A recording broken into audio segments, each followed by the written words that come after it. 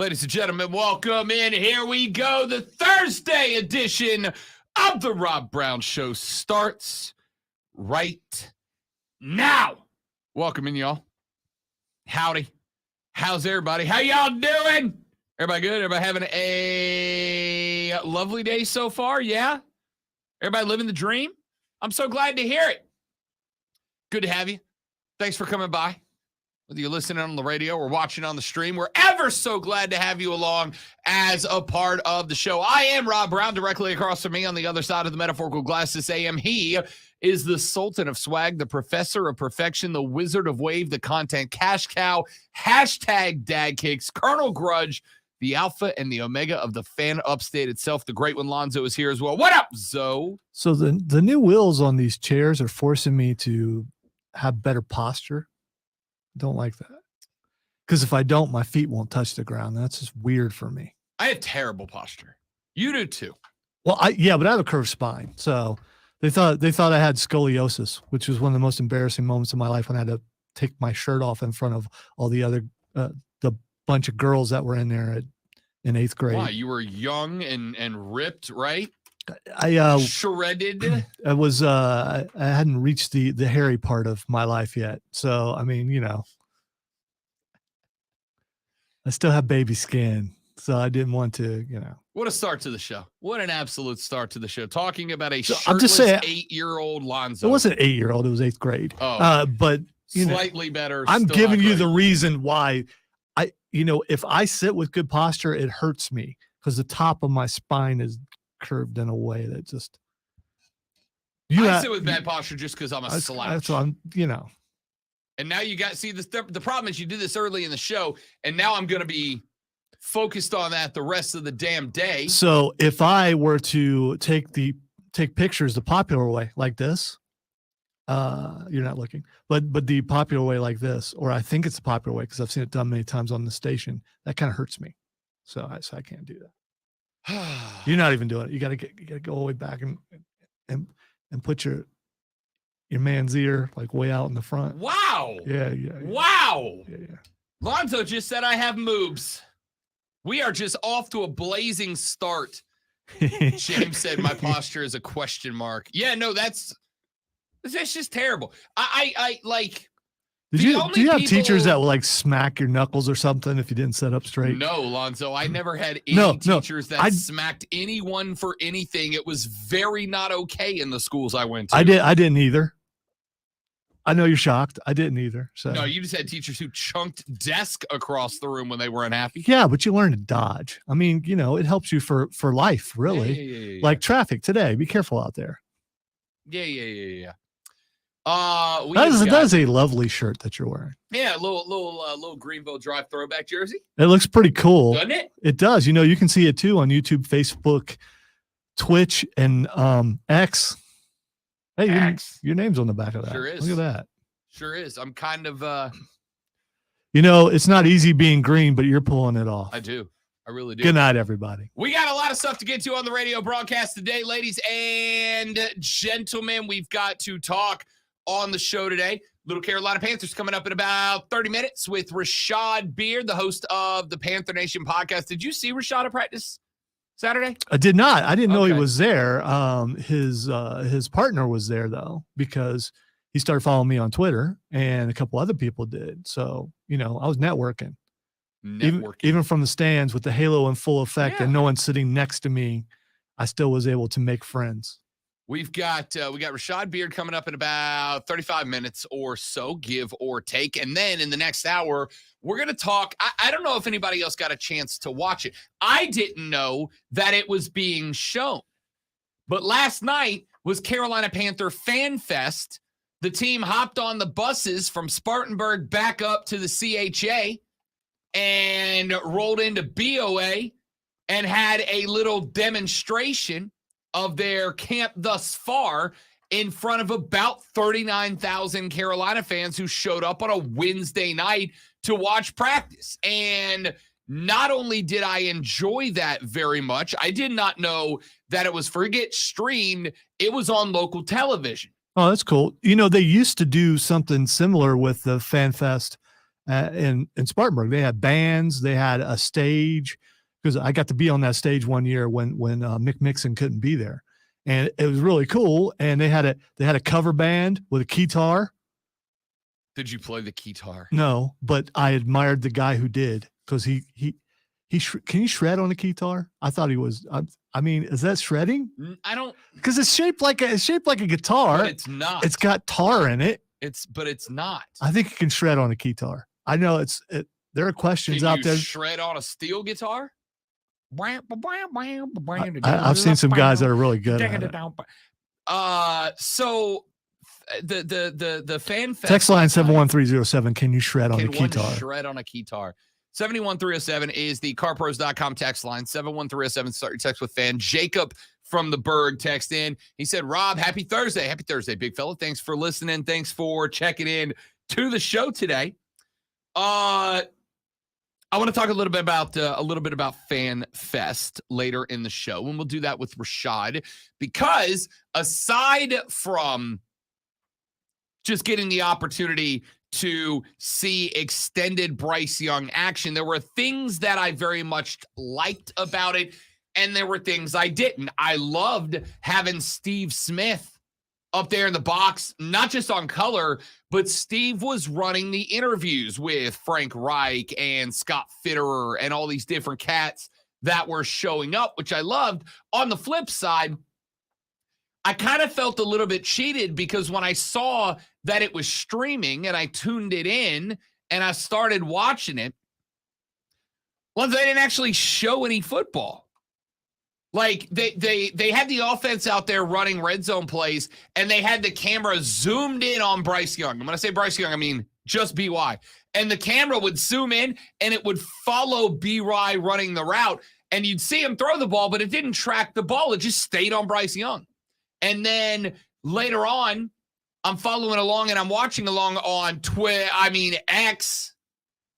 And they're like, Bryce Young just threw an absolute dot to Hayden Hurst in the corner of the end zone for an excellent touchdown pass. Never saw it. Never saw it on the broadcast. I saw a highlight from that on Twitter, or on the X thing. I saw it. Yeah. So there was a lot of good, a lot of bad. We'll talk about that later on in the show. But between here and there, yesterday was a big, big day in the world of conference expansion.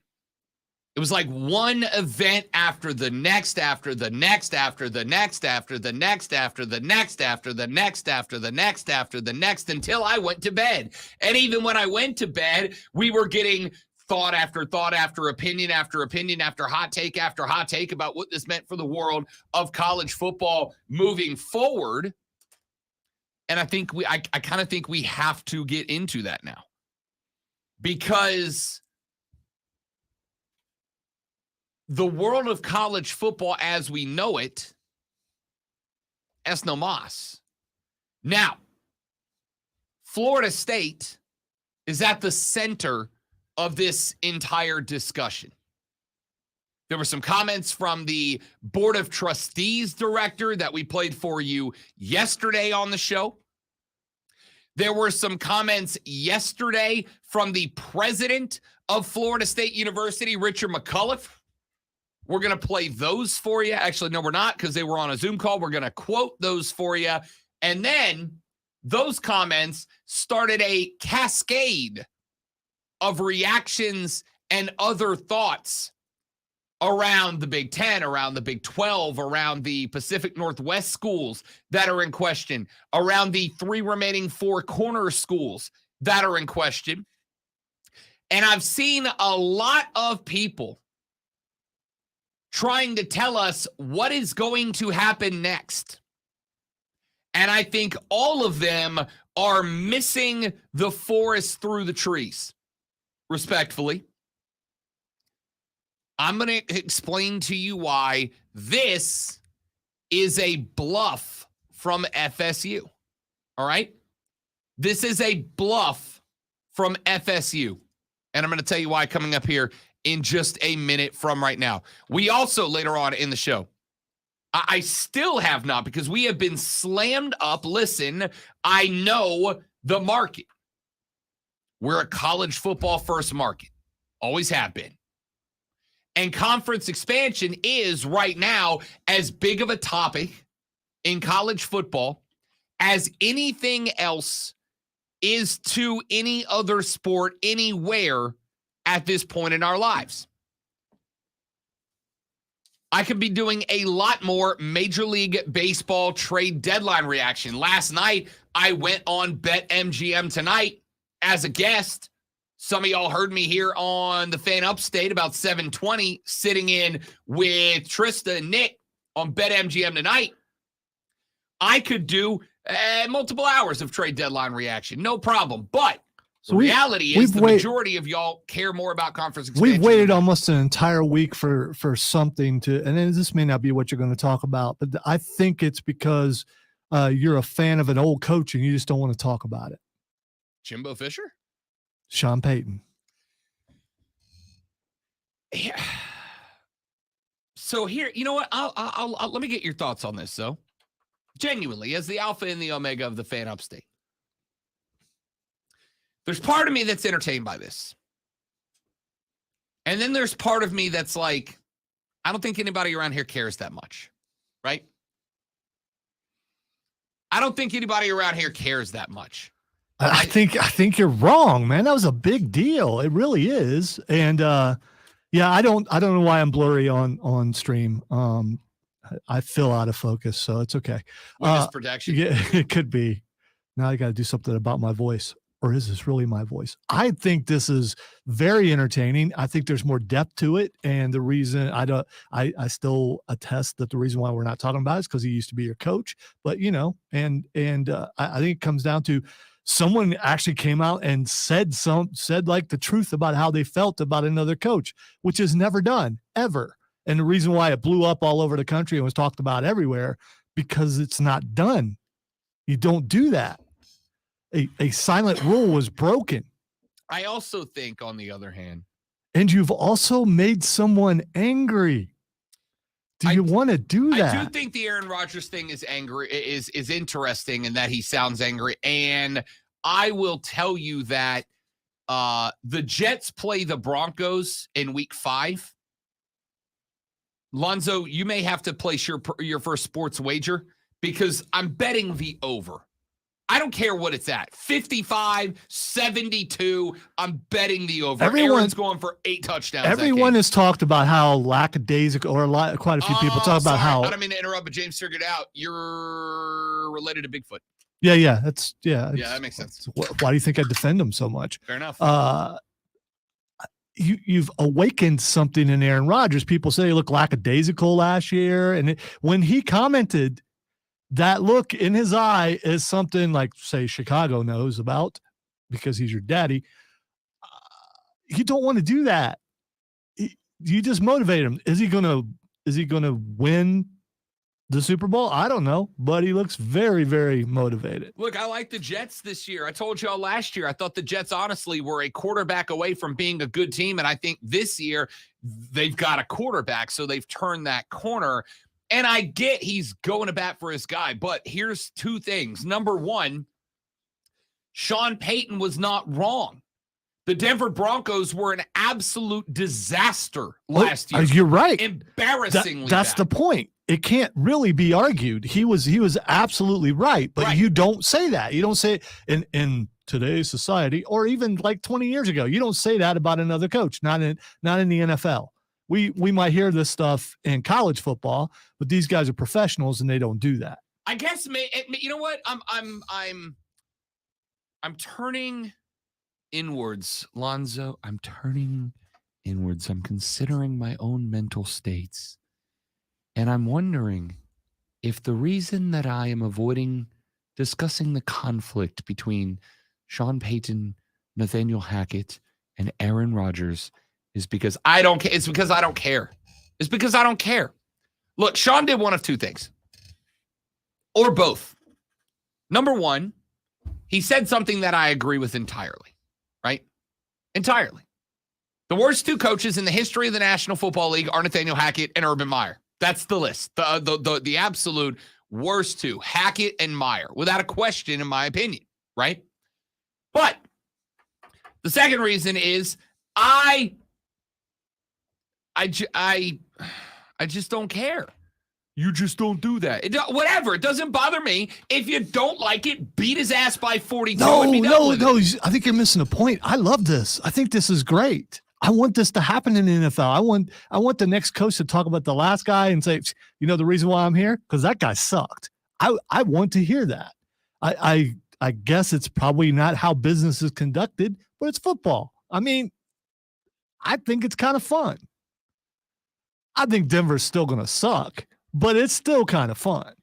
I mean, listen, I'm not sold on Denver being good or Denver sucking. I'm not sold yet because on one hand, I look at Russ the way I look at Bake. Victim of circumstance. He and Carroll very clearly had a falling apart, and Pete Carroll started coaching away from Russell Wilson. Last year, Russell Wilson played for legitimately either the worst or a very close second to worst NFL coach of all time. What if he didn't? What if Russ is really that bad? No, he did. No. But both No, could both could happen at the same time. I get that you're passionate about this, but what if Russ is really that bad? And what if he was hidden in Seattle? And what if the coach in Seattle said, "Okay, you want to be this way? Let me show the world who you are." And he did last year in Denver. And the coach is getting the majority of the blame. But when it came down to it, Russell Wilson been overrated his entire career, and we saw it last year, and we'll go see it again this year. And then you can't blame Sean Payton if he does the same thing this year. You are right. Yes, you are right. But Russell Wilson, Wilson, right, I'm right. Russell Wilson, pardon me. Russell Wilson had a career worst year last year for the Bronx.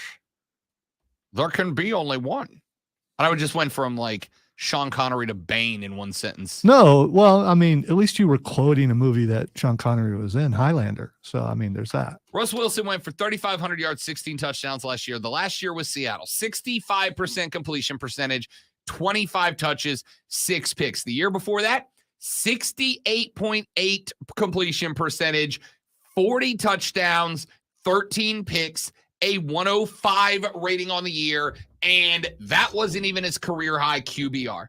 Russell Wilson's not a bad quarterback. Now, I'm not going to argue that Russ hasn't fallen off. Yeah, obviously has. He's getting older. He's been in the league for what was last year, his 11th season, and he's 34. Yeah, he's getting up there. Of course he's fallen off a little bit. But I right now believe that Russ Wilson is a victim of circumstance for playing for an awful coach. That being said, one of two things is Sean Payton doing here. Thing number one is he's doing what Rodgers and others claimed he's doing. That is, he's talking about how in the cellar the Bronx are so that if the Bronx suck this year, he can go, hey, I told you guys this team was awful when I showed up and it was going to take a complete reset. It ain't on me. Or number two, he's pointing out that it really was that atrocious and he's just being factual on a take, which for the record, he is. He is.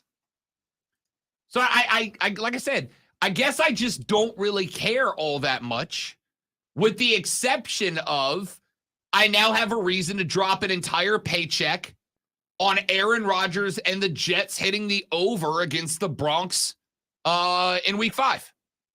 That's a highlight game on the calendar now. That's really all I care about. All right, let's take a break. When we come back, let's take a look at this FSU stuff that I almost said the word broke. I don't know if it broke yesterday. And a lot of it is just hot takes from people. But there were some comments by the president of Florida State, Richard McCulloch. He went to high school. Yeah, I got chastised yesterday when I got home for our talk about Hugh. High school. Yeah, it's like, that's just nasty. Why are you doing that? I had to explain to my wife, I love you, but you're not our demographic. Not and, even. you know, the people who are, they appreciate. It didn't go over well for me, but, you know. Hey, coming up August 19th, Burns High School, week 0, game 1 on the road at North Carolina at High School. All right, let me talk about this Florida State stuff when we come back on the Rob Brown Show in the Fan Upstate. All right, what's up, dudes and dudettes? Yes, Keegan, RVD. It was a sweet kick, man. It was a sweet kick. By the way, Kevin, that's illegal. I can't. I mean, you just Alonzo, are you and Kevin agreeing on something? No. He wants to do $100 bet. First of all, you're trying to do that over online on a national forum, and I just don't think you can do that, and that's like against the law here in South Carolina or something. And plus, I don't have $100, dude. I mean, come on.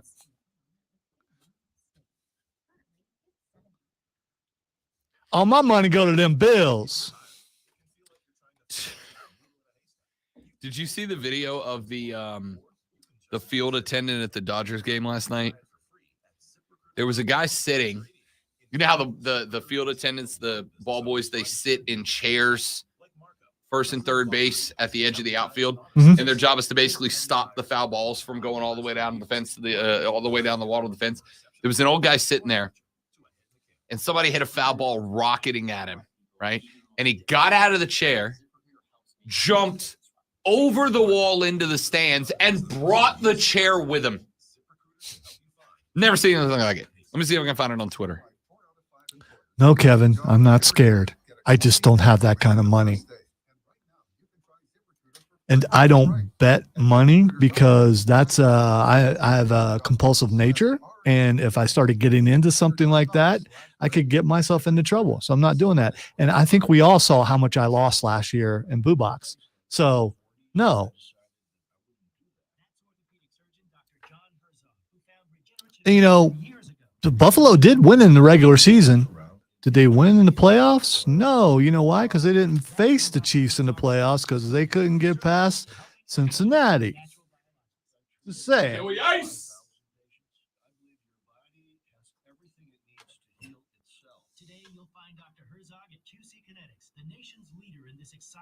I saw that too, James. Man, that looked like that hurt.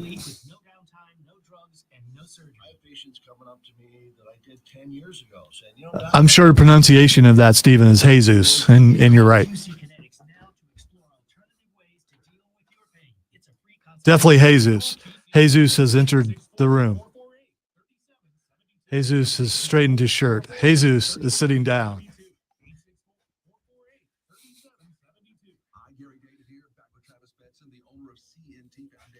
Except I turned water into Monster.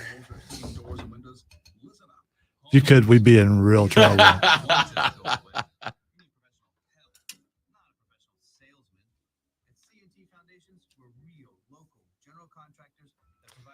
Why am I so excited about Best Friends versus Blackpool in a street fight?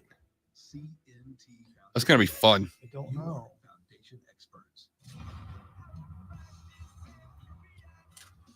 I'm just bummed it's happening on Friday and not Saturday. Well, it's already happened, probably. I know.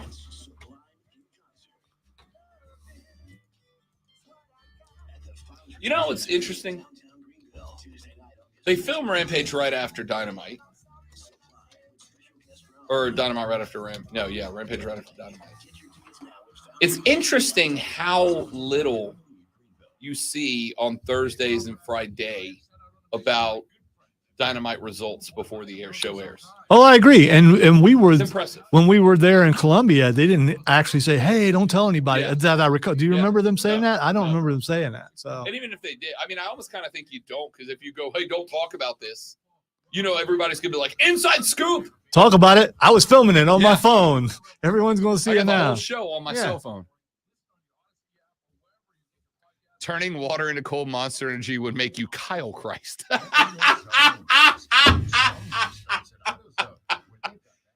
Okay, I don't get it, but it's Kyle is just the name of a dude who drinks Monster. Oh, okay. And I would be All offended by that, Joe, right. but you know, he's tried to give it up many times. I'm Jesus's brother, Chad.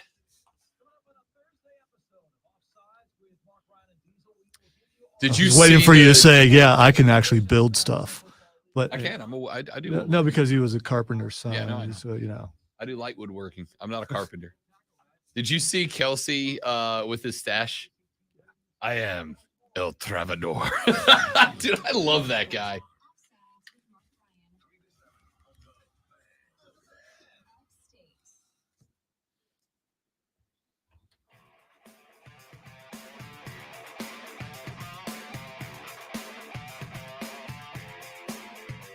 right, let's talk about this FSU stuff that started circling around yesterday.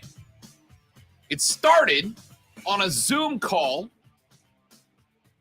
and Stuart Mandel of The Athletic quoted FSU President Richard McCulloch, who said, quote, "I believe that FSU at some point will have to very seriously consider leaving the ACC unless there is a radical change to the ACC's revenue distribution." Now,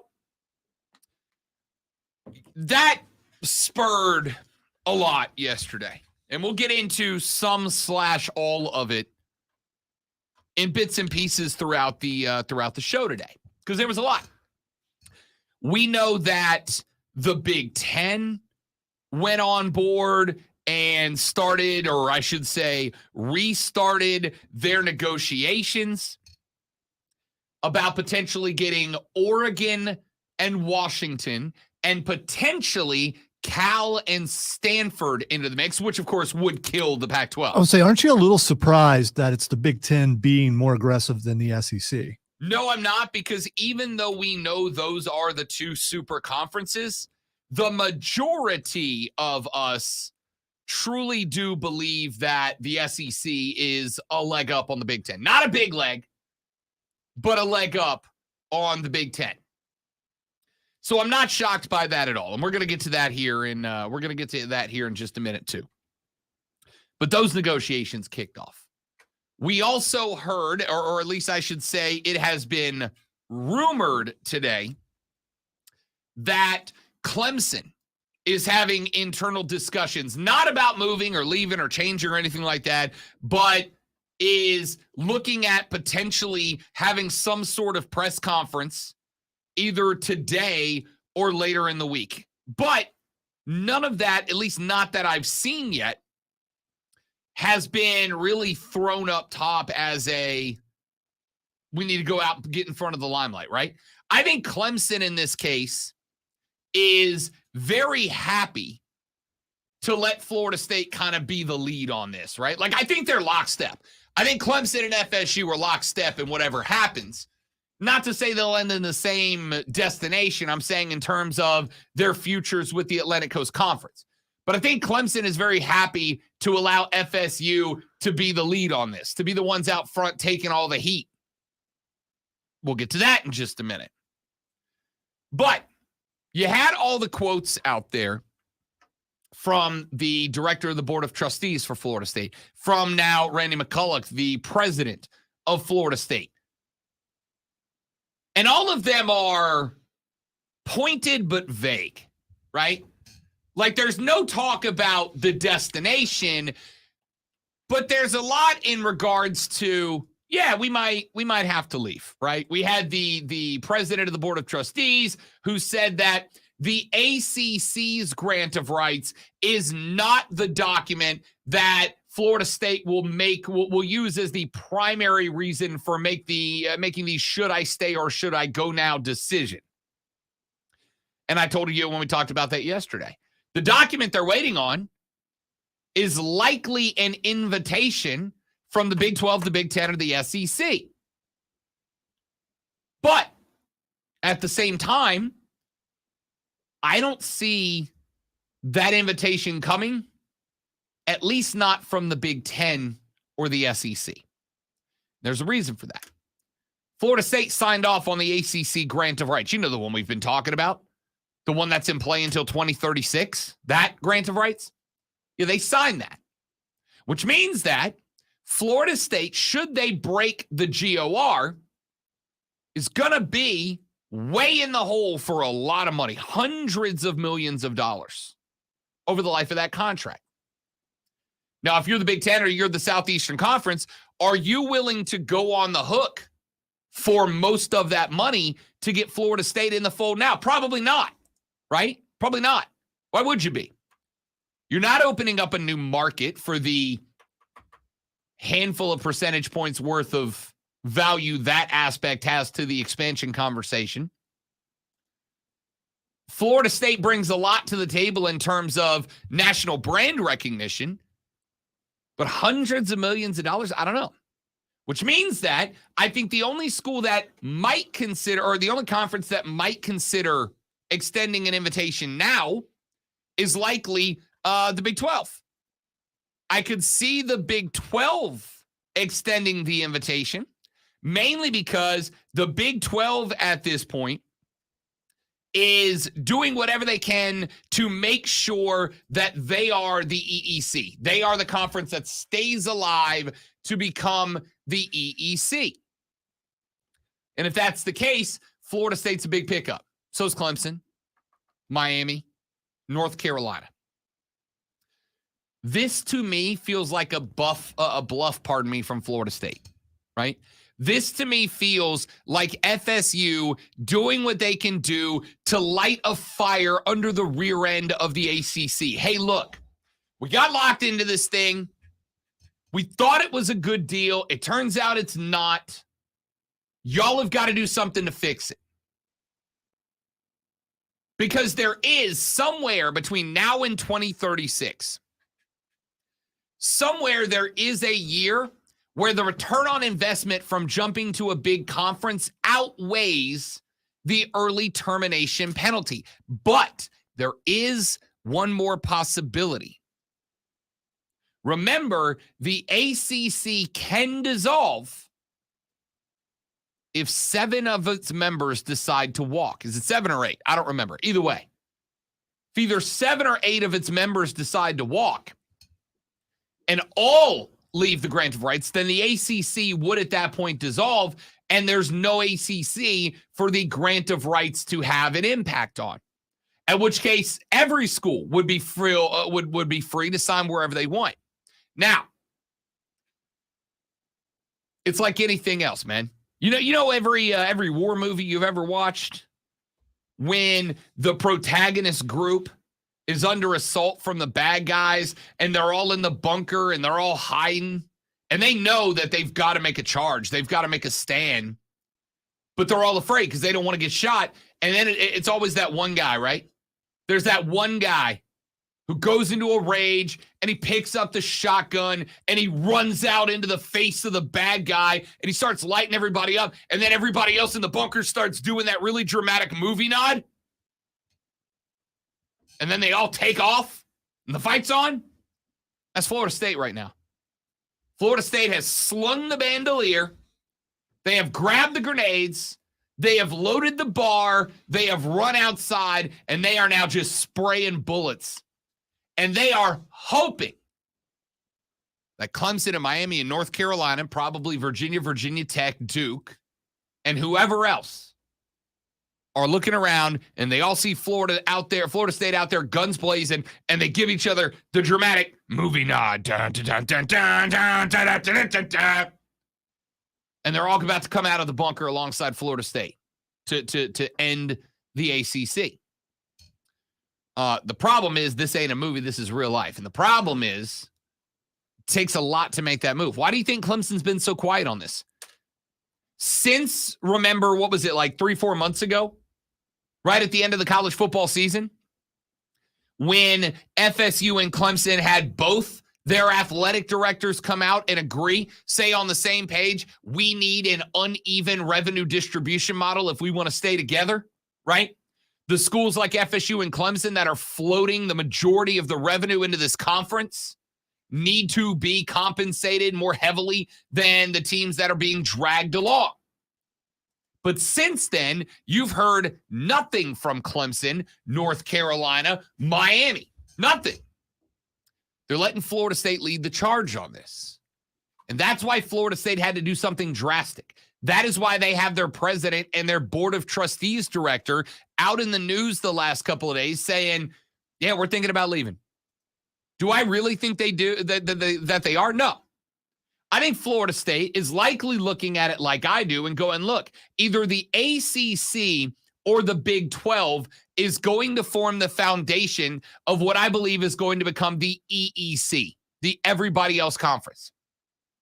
Either the members of the Big 12 that are notorious are going to fold into, or whoever's left over from the Big 10 and the SEC, will fold into the ACC, or the other way around.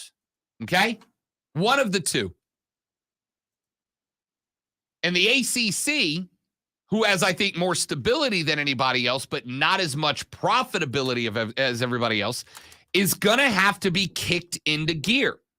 But it is very obvious that moves on the outside are not going to kick the ACC into gear.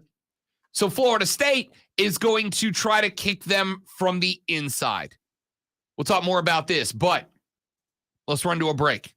When we come back here in just a moment from right now, Rashad Beard is the host of the Panther Nation podcast. He has been down in the Berg, eyeballs on training camp. We will get his thoughts on what has been going right, what has been going wrong for the Carolina Panthers during camp. And then when we come back, we'll get back into this discussion because I don't think there has been a more important discussion in college football since the NIL stuff floated.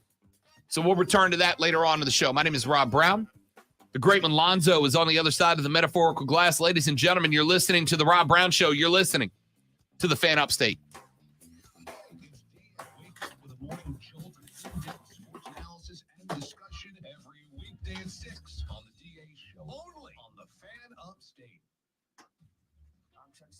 Here's the sports flash on the Fan Upstate.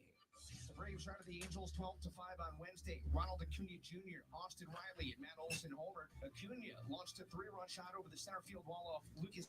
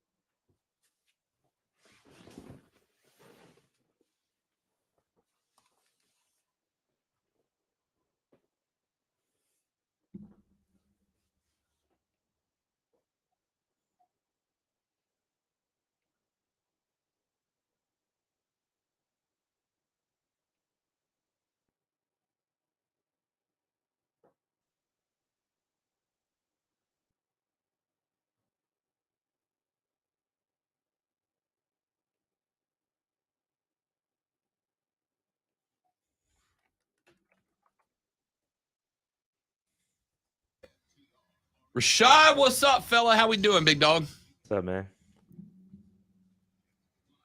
Can you hear me okay? Nope. Yeah. Someone had the Q speaker down. We got you now. What's up, big dog? Good. How was camp, man? Oh, were you at the Fan Fest last night? Yep. It looked dope on TV. Yeah, it's pretty nice. A lot of people out there. Yeah. Somebody on Twitter said it was like 39,000. I don't know. The whole lower bowl was full. The lower level and the Silver Club, the top was the only thing that was Nice. empty. So did you just go to a tighter shot because you didn't want to show that shirt? The shirt, man. Nah. Shout Okay, out to Stallone. look at that shirt. Stallone Yeah. shirt. Rob didn't spot that. I That's a did. vibe. Yeah. Yeah. Shout out to Jake. I apologize about Saturday.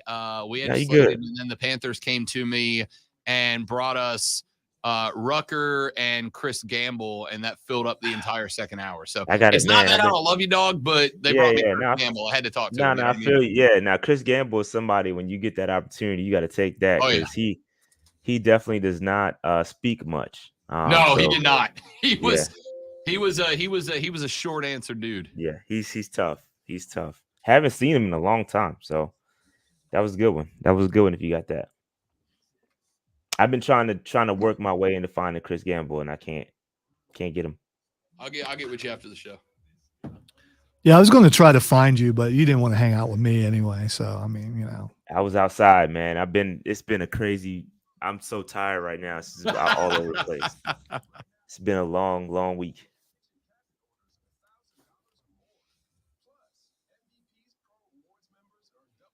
So were you there Saturday? I'm talking about Saturday, and you're talking about last night. Were Yeah, I you was there Saturday? Saturday too. Were you? Yeah, Okay. I have not missed the day. I missed one day at camp, and that was Tuesday. This Tuesday. I've been at everything else.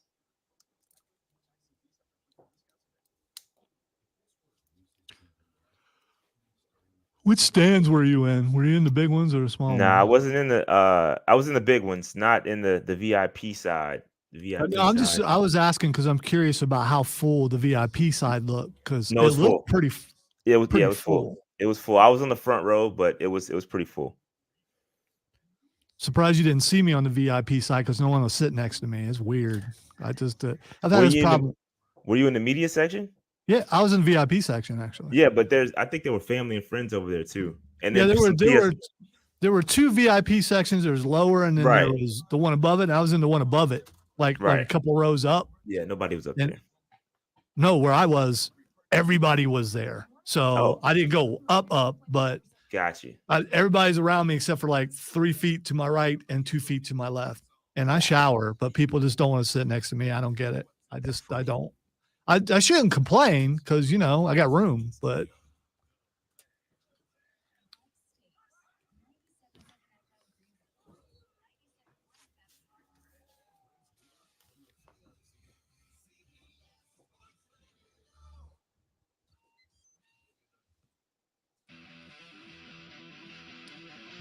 All right. My bad, Rick. Woo! Woo! Woo! Y'all, it's Thursday, and you know what we do on Thursdays. We talk a little Carolina Panther football with my guy, Rashad Beard, the host of the Panther Nation podcast, which you can follow on the social media at Panther Nation PC. But also, make sure you are checked in to their YouTube page where they go live like a lot, man. Like a lot. Especially, ladies and gentlemen, since the Hall of Fame game tonight means we are 1 week away from the start of the preseason. The Jets and the Cats in week one. A-Rod of the football persuasion coming down to the Berg and then back to CHA for a football game. Rashad, what's up, fella? What's going on, man? Busy week. A lot happening right now. But yeah, Panther football is coming back. Can't wait. I was going to ask, how's that sleep schedule treating you right now, fella? Yeah, it's a lot. A lot is happening right now. But listen, that all that means is that football is on its way back, and I'm here for it. So let's get into it. He's really tired because he's a spy, and he's a spy, and he's also going to camp. So. He has been. He's been at camp all week getting the eyeballs on. So let's start with that, Rashad Beard. Just so far, your overall reflection on what you've seen out of this team. Do they have kind of that swagger, that mentality you're looking out of a team that's I want to say rebuilding, but honestly, the majority of that feels done. Do they feel like a team that believes that? Yeah. I think it's been a great couple of first week of practice. I think it started out slow for the defense. The offense was, taking advantage of them. But recently, the defense has turned it up a little bit, and they've been making some plays. So I really like what I see out of both sides of the football. Both sides of the football have shown their, shown their strengths. But I mean, I guess we can start with Bryce. I mean, Bryce looks like he's supposed to be here. Bryce Young, he looks poised out there, and anytime he makes a mistake, he has that moxie. He just bounces back, and so it's good to see him when those mistakes are made. Hey, next play, and let's move on. I listened to Frank Reich's press conference one day because I know there's some people concerned about some interceptions that he's been throwing. And Frank just said, "Hey, man, this is where we're trying things. We're trying to put the football in places, and we're experimenting. So we're testing the boundaries of what we can and can't do. So people don't need to overreact with the interceptions. It is what it is. I like them happening now in practice and not happening in the game. So let's take those interceptions with a grain of salt. But the weapons around them look great, man. DJ Chark is the real deal. If you follow on Twitter, you've seen all the DJ Chark highlights. Man, he's way. I mean, if he stays healthy, I know we talked about that, but if he stays healthy, he's going to be a serious problem. Laviska Shenault is another surprising guy. I mean, he's taking some reps in the backfield, really good receiving reps. He's could be another one to watch. So overall, man, from the offense, really good. Offensive line, a little dinged up. Obviously, no Austin Corbett, so they're kind of trying to gel. But overall, I'm not disappointed in anything I've seen so far in training camp. Laviska Shenault, DJ Chark, two guys I'm real interested in because, look, nobody thinks that Adam Thielen on the wrong side of 30 is going to be the game changer. He's a chain mover, but not necessarily a game changer. And if you disagree with that, I'll certainly hear out the argument. If there's going to be a breakout at the wide receiver position in terms of a vert receiver, it's going to be one of those two guys. But I did see the comments of Laviska Shenault, and they kind of highlighted this last night on the FanFest broadcast, which we'll also talk about in a minute, that Shenault said, I don't really want to be the gadget guy, right? Like I'm a receiver. I want to catch the ball more than I run it. I want to run routes more than I want to be a guy who has gadget plays built up around me. I am fine with that. I get that. But also they're kind of going to need him to do that, right? Yeah, I think we don't have that quote unquote power back. And if you've seen Laviska Shenault in person, the man he's built. Okay, he's like 6'1", 6'2", 220 something pounds. So he can be that physical quote unquote running back that we need to get the tough yardage. But yeah, I've seen him lined up in the backfield, and I get it. I mean, he wants to be a receiver, but also I think there's no better way to increase the value. This is a contract year for him essentially than to be that gadget guy. I mean, he has played all over the place. I mean, so if you've been out to practices, you've seen him line up a receiver, slot, in the backfield.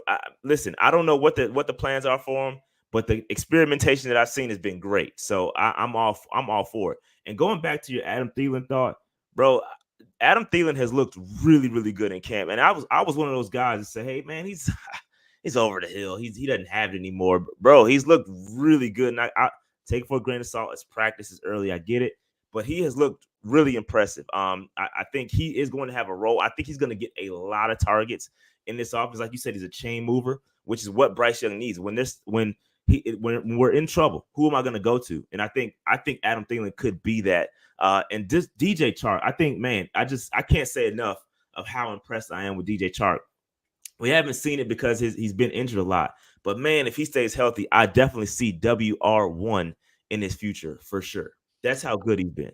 I'm not disagreeing that Adam Thielen's going to be a major part of this offense. He is. Hell, I wouldn't even say Adam Thielen's not going to lead the team in receptions and receiving yards this year, because he probably will. All I'm saying, Shot, is he ain't a down-the-field wide receiver. He's not a wide receiver that stretches the defense vertically.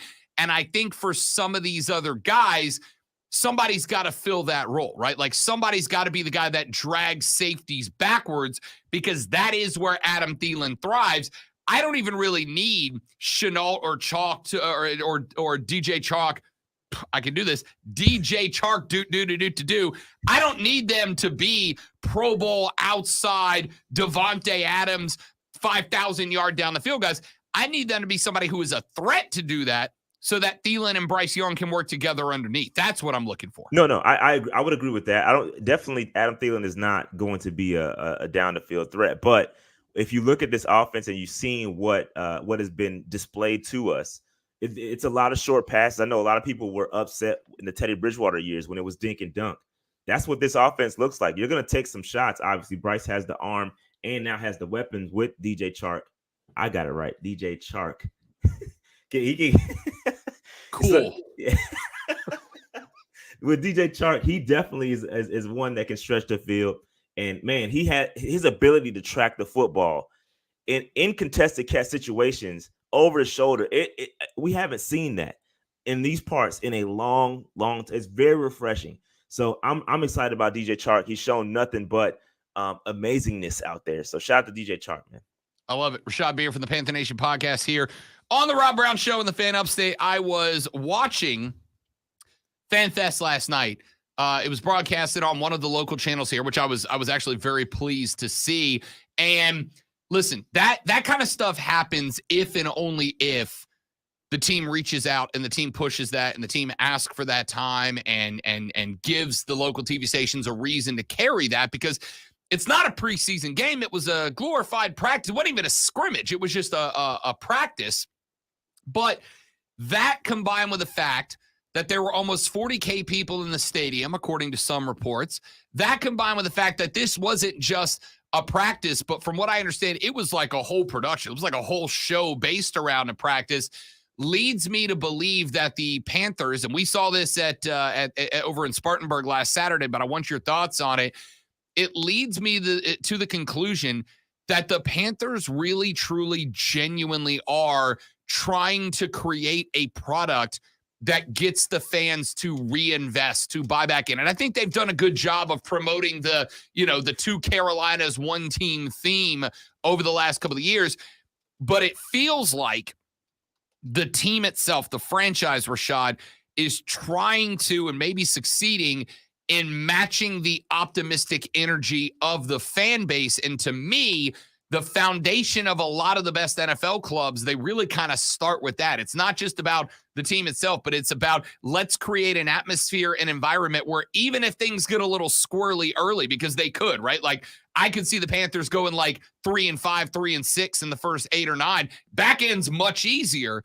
But even if things get squirrely, the team has to be working now to build that excitement and energy to keep people invested through the hard times until BY's era truly starts. Was that the vibe coming out of FanFest last night? Yeah, I've been to a lot of fan fests.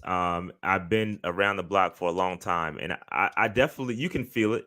You can feel it for sure. You see a lot of 9 jerseys out there. There's a lot of excitement around Bryce Young. We finally have a quarterback in place since, that we haven't had since Cam Newton, and we all know what Cam Newton brought. And when Cam Newton was here, you're starting to get those feels back. And I can just tell you, like, even when it comes to like getting autographs and things like that in Spartanburg after practices, I mean, he's getting chased. Like he is the quote unquote savior for the Carolinas right now. And I do believe that the team is trying to match that. They understand, hey, we got something good here. And it's not just about Bryce; it's about everything else, like the defense, the weapons that we brought in. This whole the coaching staff, everything is starting to trend in our direction. You can even turn on ESPN or some other channel and be like, you can now see that, dude. Everybody's picking us, even to win a division. I don't know, Rob. You probably don't want to hear that, but that's what's happening right now. Like, yeah, he's not picking. Rashad. He's not doing it. The energy, Rashad, my guy, come on. I love you like a brother, and you know that. But no, not everybody is picking you to win the division, dude. A lot of people are. I accept a lot of people. Not everybody. Not everybody. Okay. A little facetious there, but a lot of people are picking. A lot of people are picking the Panthers. So just to go back to your point, yes, it's the energy is here. The vibes are here. I'm feeling it. Everybody's feeling it, and I'm happy. Everybody wins when the Panthers win. So I'm here for it. Rashad Beard hosts the Panther Nation podcast. Make sure you are subscribed to the Panther Nation podcast on YouTube, where Rashad says a lot of really smart things, and then things like everybody's picking the Panthers, despite the fact that the people in Vegas definitely aren't. Well, I'm not either. To be fair, I'm just telling you what other people are saying. There it is. I don't listen. I'm a realist. I keep it real. So I'm just telling you what I'm seeing out there. But yeah, man, I think we're gonna be just fine. Though we could surprise you though, and if we do, I wouldn't be shocked. I'll see you for Monday Night Football, big dog. Absolutely. There it is. Absolutely. Rashad Beard for the Panther Nation podcast. Again, follow them on Twitter at Panther Nation PC, but more importantly on YouTube. We'll see you next week, big dog. All right, guys. Later on. That is Rashad Beard. Make sure you check them out again on YouTube and on Twitter. Panther Nation PC on Twitter, Panther Nation Podcast on YouTube. We are back after this with more conference expansion talk on the Rob Brown Show in the Fan Upstate.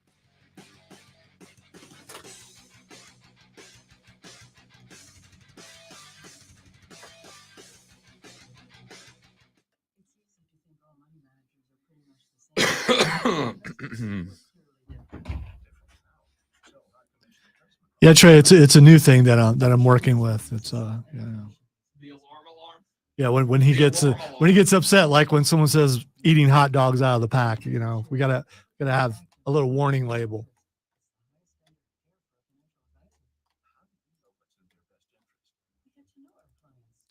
And it may seem unfair to everyone that I have this and he doesn't, but he does have it. He's just not using it.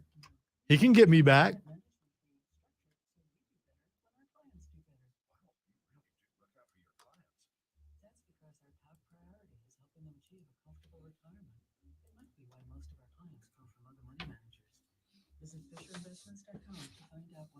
But I have an unfair advantage in sarcasm.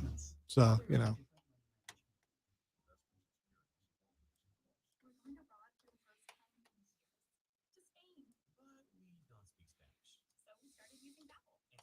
We're playing a Babbel commercial right now. You think Babbel teaches sarcasm? I think it's a different language.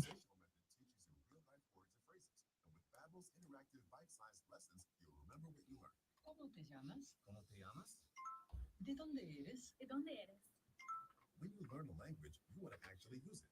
Babbel is designed with that goal in mind. In just 3 weeks, we're starting to have conversations in Spanish. Estoy muy emocionado para ir a España contigo. Aw, he just said, I'm very excited to go to Spain with you. Vamos a tener mucha diversión. And that means we're going to have so much fun. Sí. Gracias, Babbel. Babbel, language for life. Celebrating 10 million subscriptions sold. Now try Babbel for free at Babbel.com. Just go to Babbel.com and start learning a new language today. That's Babbel.com. Babbel.com. Golfers, summer is here, and there's no better way to get on the course than with the Upstate Golf Card. For just $99, you'll get access to premier Upstate courses like the Preserve at Verde, the Club at Brookstone, Carolina Springs, Greer Golf, Links at Tryon, and more. Grab your course. Were you like listening to country music in the hall? No, a buddy of mine sent me a interesting take on grilling a tomahawk steak. I've been really wanting to get into trying a tomahawk. What the heck is Grill a tomahawk what's yet. a tomahawk? It's just a T-bone with the bone left in. How's that not just a T-bone? It's just a cool look. It's just a different look. It's, Okay, it's all right. So you're cutting part of the meat off? No. Okay. Hang on, I'll show you. Because if you're doing that, then I'm not interested.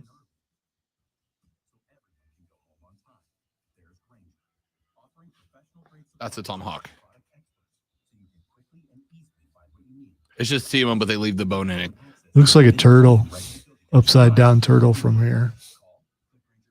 There you go. There's one with a background. There you go. That's better. Okay, I get it. People need to be understand that their background. If it takes away from what your focus is, it just Question for the audio engineer. Did I read that right? Discover automatically doubles all your cash back? yes, there is an art to taking pictures of food. If I get a Discover card right now, I can earn twice the cash back. Unlimited first-year cashback match only from Discover. See terms and learn more at discover.com/match. The Rob Brown Show, now 19. We're talking with Darby Allin from All Elite Wrestling. One other thing I've loved about this company is how great of a job that AEW does with taking true veterans in this industry, utilizing them and their experience to bring along the next generation of talent. How big has it been for you to be able to bounce your stuff off of them, get their wisdom while still being Darby Allin? It's a great feeling, man, what you're saying with AEW showing the legends the respect. Because, you know, a lot of places I feel like just use people up and spit them out and they're left with nothing. So it's pretty cool that AEW has these guys' backs. And as a wrestler myself, you feel safe growing in this company. You feel safe being around for a long time because you know you're always going to be treated with respect. Learning from these guys is like an awesome feeling, and I look up to them so much because they've been in the business for like 40-some years, you know. So if you say you can't learn something from these guys, you're wrong. Same great show, new time. Now 19 noon only on the Fan Upstate. Gable's in first break. Gable's in the first break. Skrilla, yes, I unfortunately will be out for the game on Saturday. And I know that Joey B and Jack will not be there either because they will be with me for that game. So sorry, buddy. Shit fell out of my pen again. And I can't find it.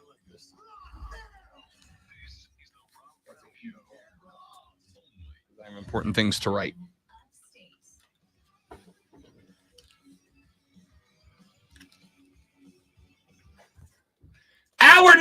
host of the Rob Brown Show goes now, ladies and gentlemen. This is the Fan Upstate. Howdy, y'all. Welcome back. Good to have you. Thanks to Rashad Beard for joining us, as he does every Thursday in that last segment. Real good stuff. We're going to come back to that here in just a couple of minutes on the show, because I want to talk more about that Fan Fest. But before we do, I want to go back to the conference expansion talk, because yesterday it got very hot and heavy, and it all centered around the Seminoles of Florida State. Their Board of Trustees president or director, whatever his title is, on Tuesday had some comments that caught the ear of a lot of people in the game. Then yesterday, the president of Florida State University, Richard McCulloch, came out and had some comments about potential expansion as well. And it impacts everybody. It impacts the SEC and the Big Ten. It impacts all the other teams in the ACC. It impacts the Pac-12 in a roundabout way. It impacts everybody in the game. Florida State's president says that they may have to start taking a very active look at departing from the Atlantic Coast Conference sometime in the near future if the revenue distribution model doesn't change. Now, I have landed on the position that this is a bluff from Florida State. Okay? If it wasn't a bluff from Florida State, I don't see why they would not already have a number of very, very expensive attorneys working to figure out what they can do. And I'm not saying that they don't have that. I'm saying things like that have been very difficult to keep a secret now that everybody is trying to get the jump on conference expansion. I'm not saying that FSU is lying. I'm saying they're bluffing. They may very well not be. But I think there are multiple reasons that FSU would bluff. I think that, number one, they may have the goal of getting the ACCs in gear, right? The ACC is locked into their GOR, their Grant of Rights Media Agreement, until 2036. I will be 50 when that Grant of Rights expires. Wow, that's ancient. Lonzo will be how old, Lonzo? How many years is that from now? That is 13 years from now. I will be about 68 or Right. something like that. Do you feel 68 right now, Lonzo? No, I hope I feel Some 68. days. I hope to be around when that happens. That would be Yeah. awesome. Probably won't be here, but Right. I will be out in some pasture somewhere at that moment. So if the ACC wants to up the distribution, whether it's the overall money or to have enough to go to the uneven distribution model and still have enough for the NC States and the Pitts and the Syracuses, they're going to have to figure out a way to renegotiate the GOR and do it sooner rather than later. So this may be a bluff from Florida State to try to get the ACC to kick it into a high gear. Number two, this may be a bluff because Florida State is trying to see what attention they do get from other conferences, right? If they say we might be looking at getting out and all of a sudden the fax machine starts working. Is that like changing your status to single? I think Just it's to like see? I think it's like changing your status to it's complicated. Oh, okay. Remember that? All right. I Yeah, don't know if you can still do that on Facebook. But I was in college when yeah you Facebook probably shouldn't dropped. experiment with that. I won't either. No, not now. I'd get that phone call in a heartbeat. What the hell is this? I was in college when Facebook dropped. And when Facebook dropped, there were multiple options to describe your relationship. They were single, taken, engaged, married, or it's complicated. And the best part was you could put it's complicated with so-and-so. So you could both announce to the world, it's complicated. Now in college, So that's booty call. that traditionally, man, yeah, we're doing the old unskinny bop, bop, bop, bop, but we're not really dating. I'm just saying you can slide into the DMs. But that was always interesting, right? Because I think most dudes my age, probably most women my age, at some point got interested in somebody.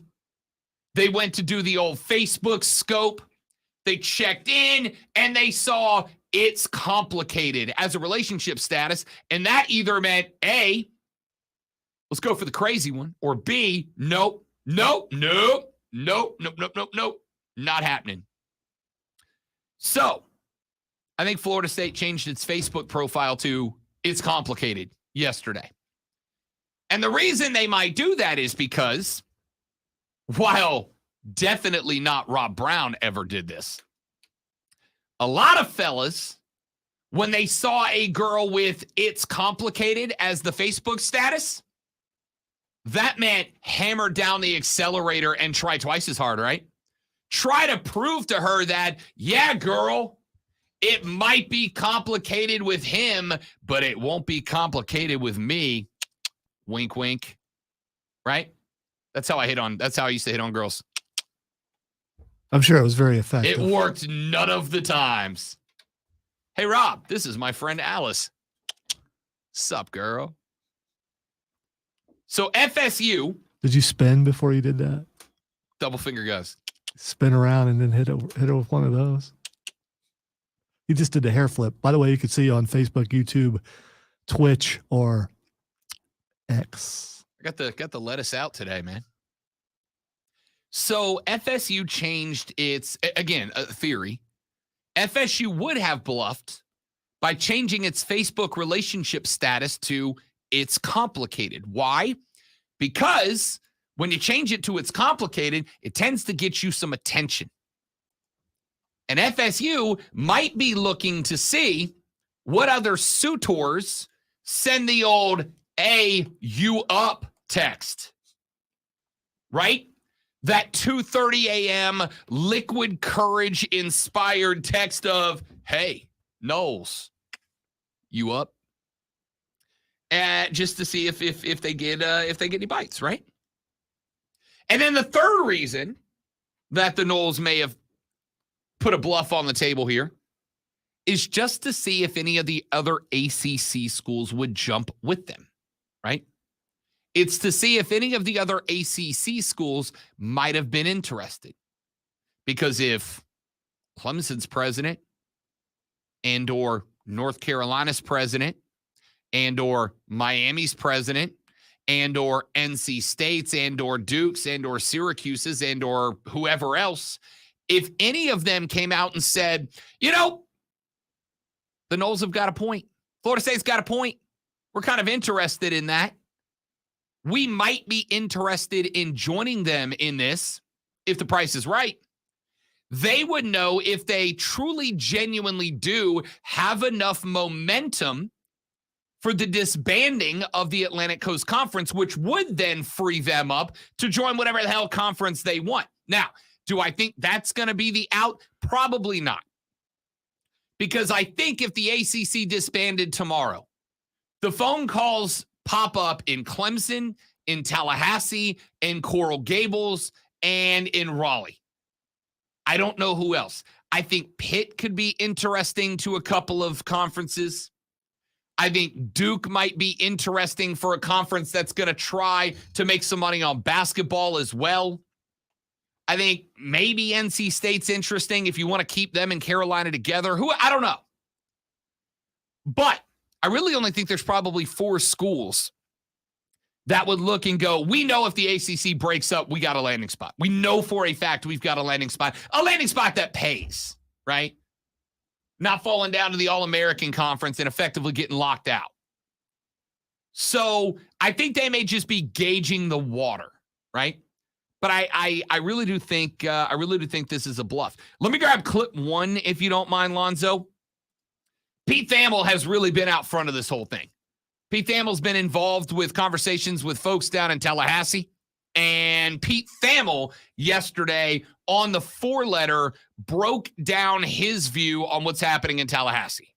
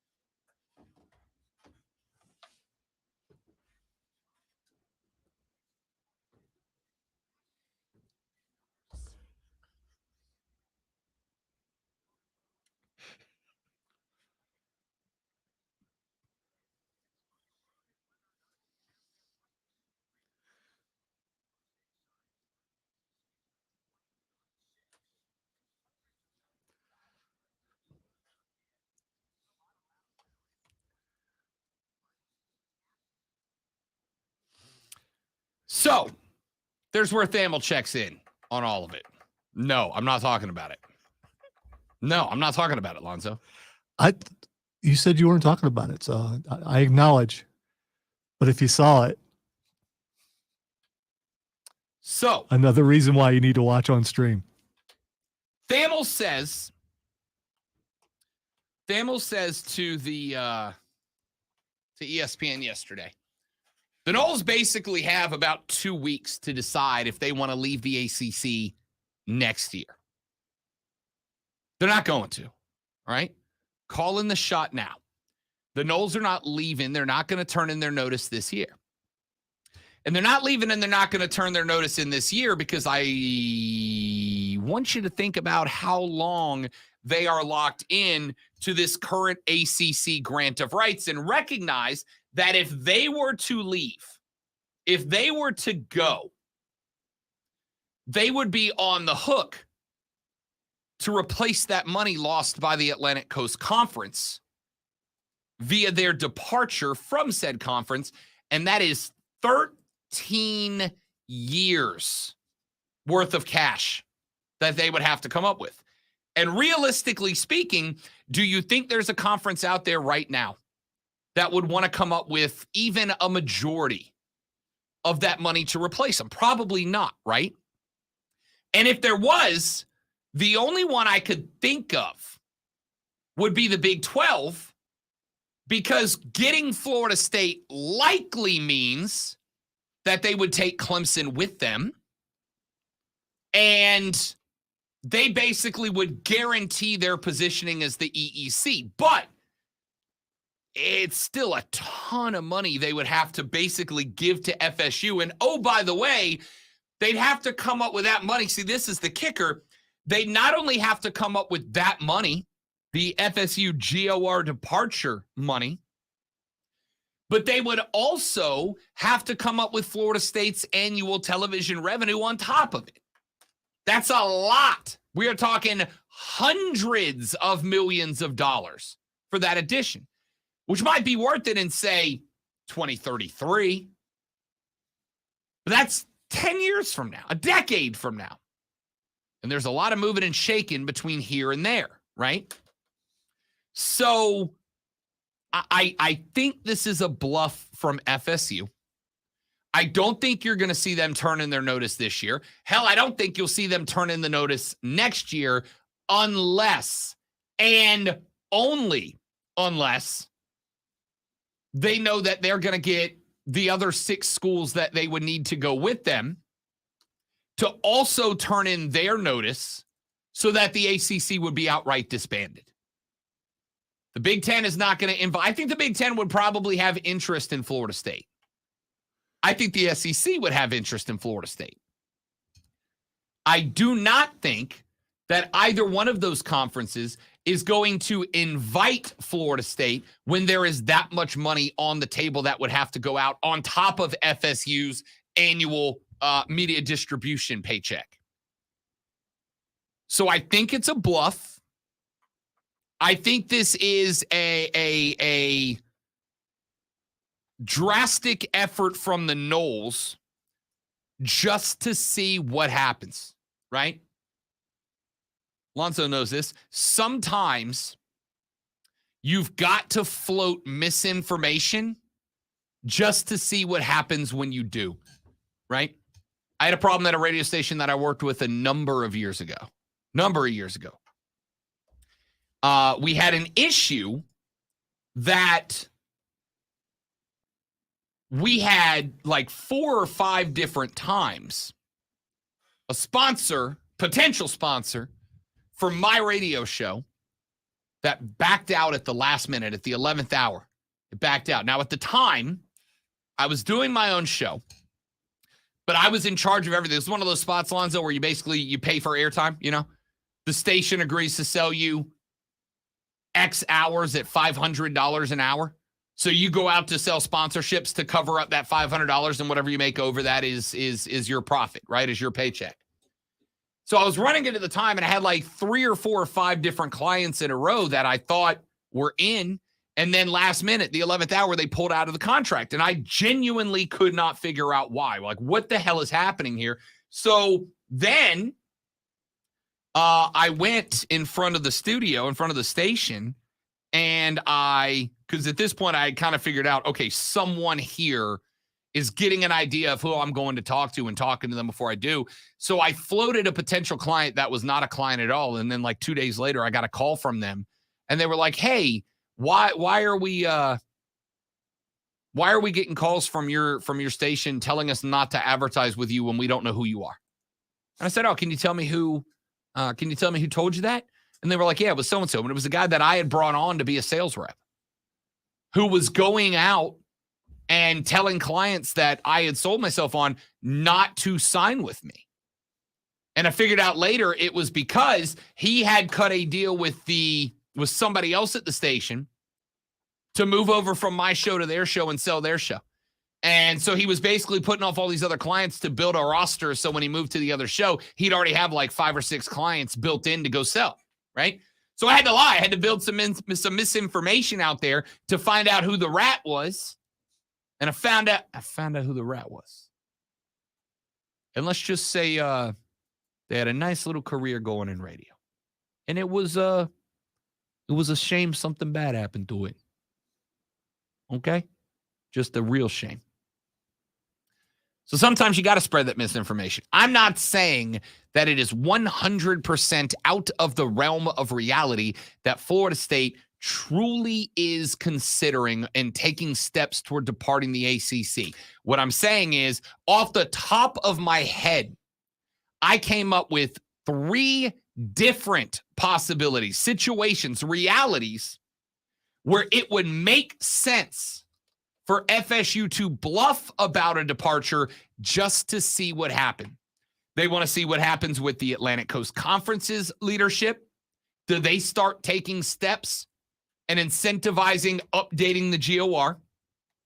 Number 2, do they wait by the fax machine to see if the SEC, Big 10, or Big 12 send that, hey, you up text to them, knowing that they're on the market because it's complicated? Or do they get some phone calls from other schools? The presidents and other other schools in the ACC call them and go, hey, Knowles, we don't want to say this publicly, but if you're ready to get out, we're ready to get out. If you can get the 5 or the 4 or the 3 or the 2 or the 1 other schools necessary to sign the document that disbands the ACC, then we will sign it with you and we can go ahead and move on. And I think any of those 3 of those are more realistic than the Knowles being able to move in the next 48 months. But we'll see. All right. Phone line's open for you. 844-326-3663. 844-326-3663. The carpro.com text line is open at 71307. 71307. Start your text with FAN, F-A-N, FAN, F-A-N, and we'll read them on the air. What are your thoughts on all of this? A lot of news in the world of college football conference expansion yesterday. And, Lonzo, I don't know, man, like scrolling the X. Yeah. Is it the X? Is it just scrolling X? Is it scrolling the X?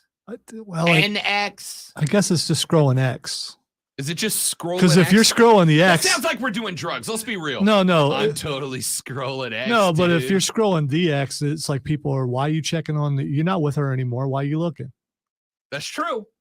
That's true. I just feel like scrolling X feels like a loose narcotics reference, you know?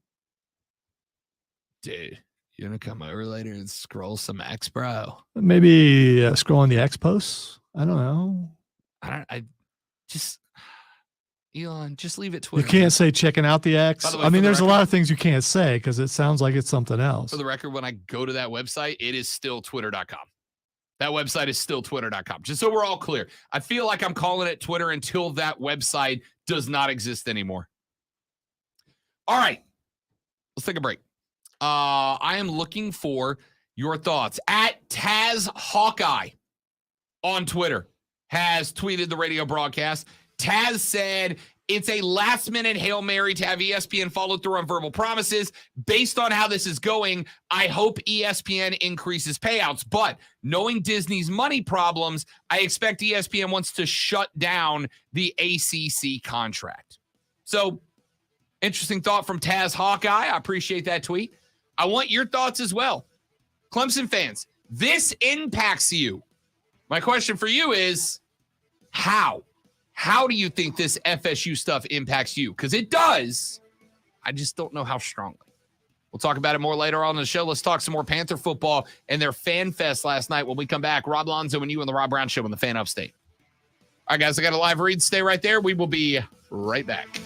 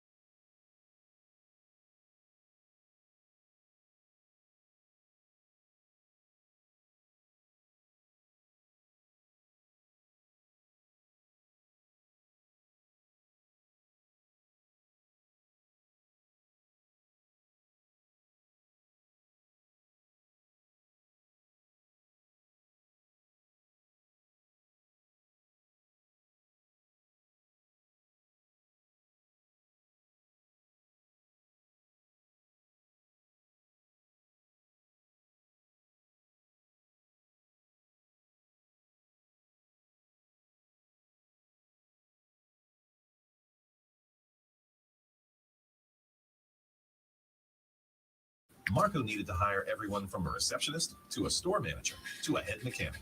ZipRecruiter helps me find all the right people, even the most difficult jobs to fill. ZipRecruiter helps me keep my business running. Take it from Marco and millions of other businesses who've used ZipRecruiter. ZipRecruiter can help you find the needle in the haystack. See why 4 out of 5 employers who post a job on ZipRecruiter get a quality candidate within the first day. And right now, you can try ZipRecruiter for free. That's right, free at ZipRecruiter.com/radio. That's ZipRecruiter.com/RADIO. ZipRecruiter.com. Gaelic. Oh, what's it called? It's been years in the making, and now the most epic comic and game store is finally here. Borderlands Comics and Yeah. Games. Reimagined, bigger It's like and better lacrosse, than before. but This it actually hurts. shop has been bringing the best in comics, manga, and What's it games called? for 3 decades. You told me what it's See us at called. our new enormous location at 410 South Pleasantburg. Live the Borderlands experience for yourself. We have gone to a whole new level. Hurling. Find us on Facebook and Instagram. I think you do more damage with that than you could have bat. Oh, yeah. Borderlands Comics and Games. Read, build, Especially if you turn it sideways. benefiting upstate Carolina. Adaptive Golf is Friday, September 22nd at the Foundry at Judson Mill in downtown Greenville. Treat your taste buds to over 100 bourbons and bacon-inspired food from many restaurants. Tickets at bourbonandbaconfest.com.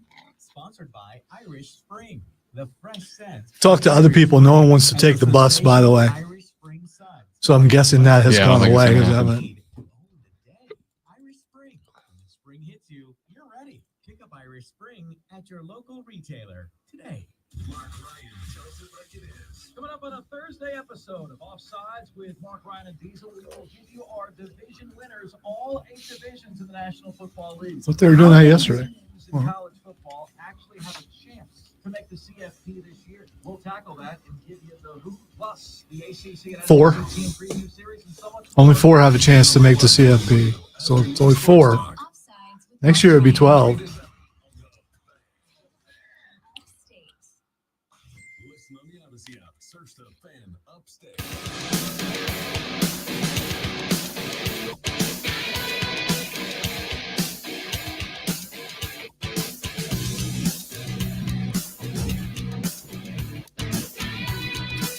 The Rob Brown Show rolls on. It is the Fan Upstate. I said I wanted to talk Panthers, and I'm going to in a minute, but I do want to play you a quick clip.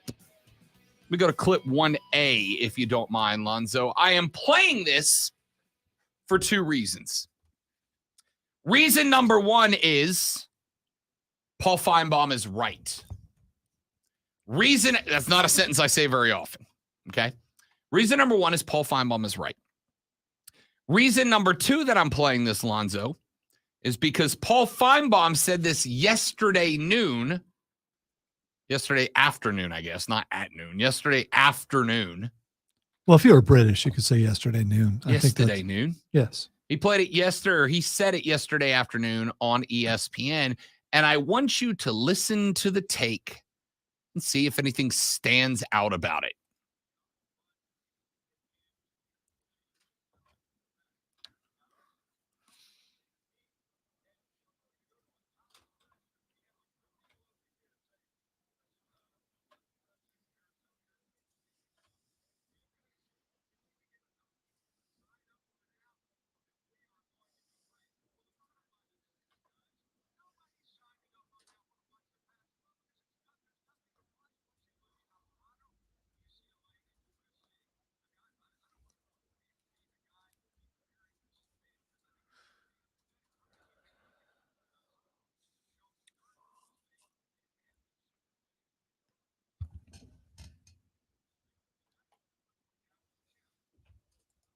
Anything jump out about that to you, Lonzo?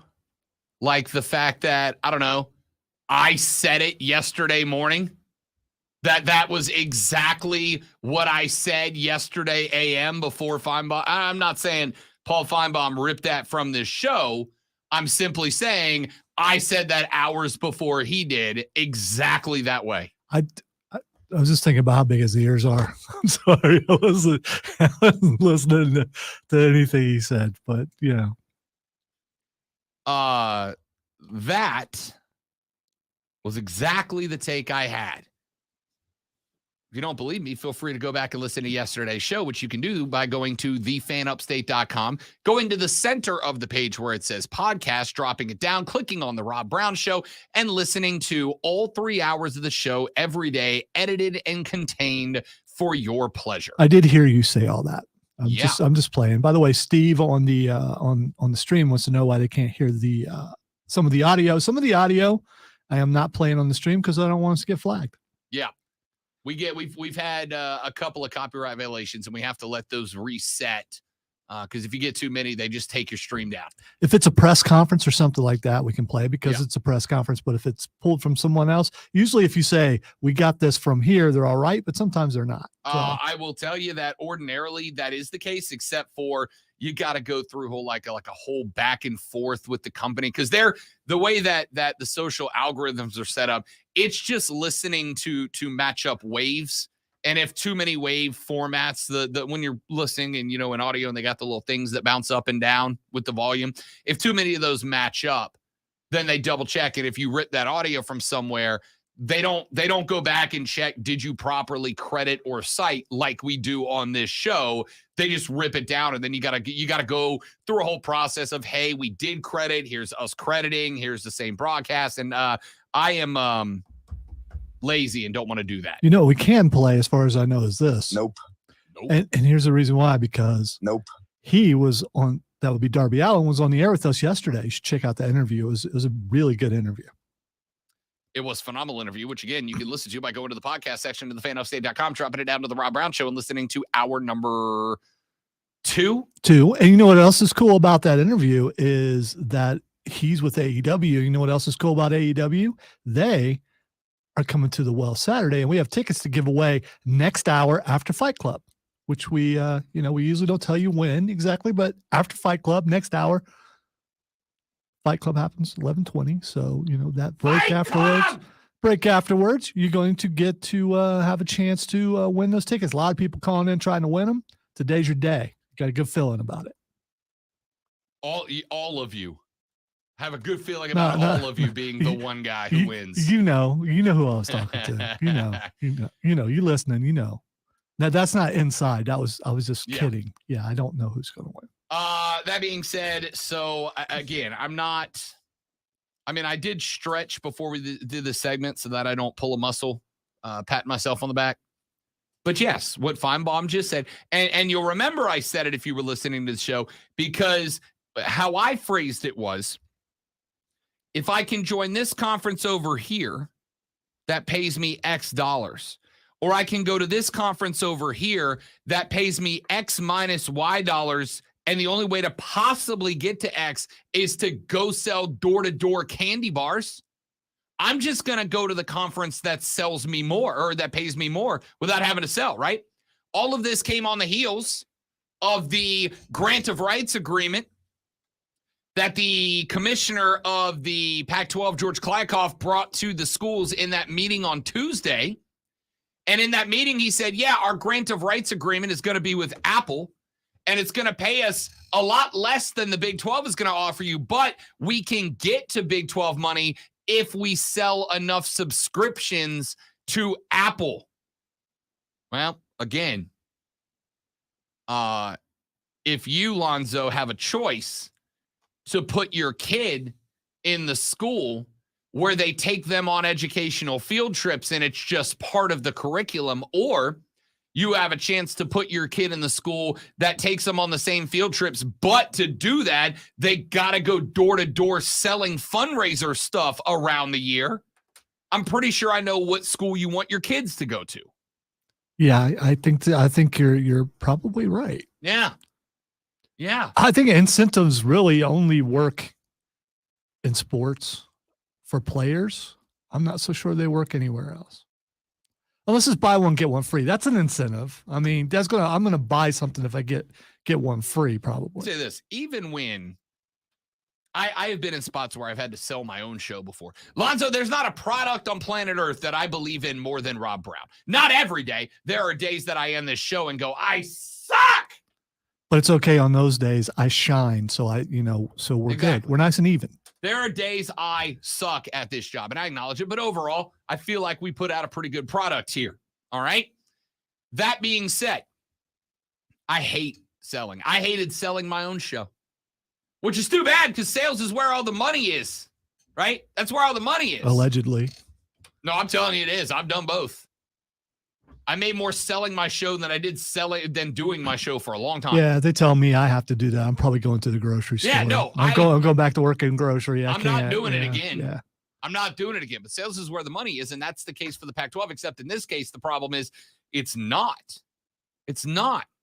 If I can do a job here where my job is to do a radio show and then produce and edit content for the internet, or I can do another job at another station where my job is to do my radio show and then go out and cold call, I'm doing the one where I just do the radio, right? That's the Big 12 for those schools in the Four Corners. You can come to the Big 12 and make X money, or you can stay in the Pac-12, maybe make X money, but you got to go sell yourself to do it. No, I'm just jumping. Yeah, leave already. If you're going to leave, if you really want to go somewhere, go somewhere. If not, quit throwing out the trial balloons, seeing if anyone's interested, see how the fan base is going to react. Just go. Let me say something that is 100% true. Not meant to be personal because I'm in this group too, Lonzo. That's a thing that people say when they're not a person who has a bunch of options, right? When Rob Brown was in the dating pool after his college years, all right, in college, I was kind of a dude. But after I got out of college, and when I got out of college and that didn't work anymore, right? Because I couldn't invite her out to my intramural flag football game and blow her away with my uber athleticism. When I just became another overweight dude past his prime and didn't work anymore, I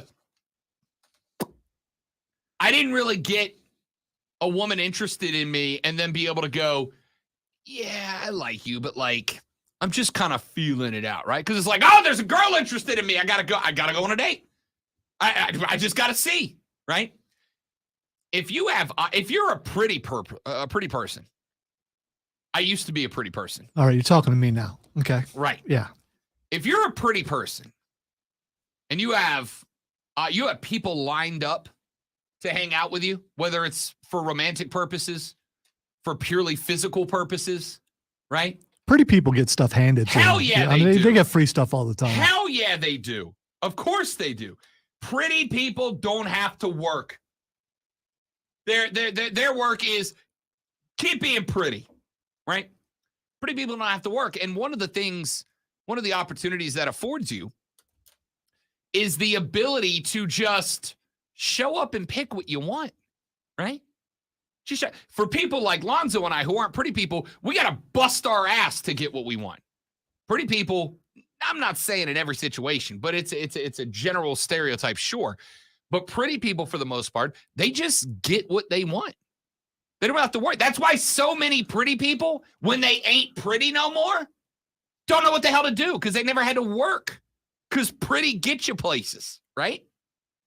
So it's like on one hand, it's easy to look at a Oregon or in Arizona and go, dude, would you just pick a conference, right? Just pick a conference. But here's the thing. Why would I pick a conference, Lonzo, when I've got multiple conferences all throwing themselves at me, right? Why would the hot chick just pick a boyfriend already? Why?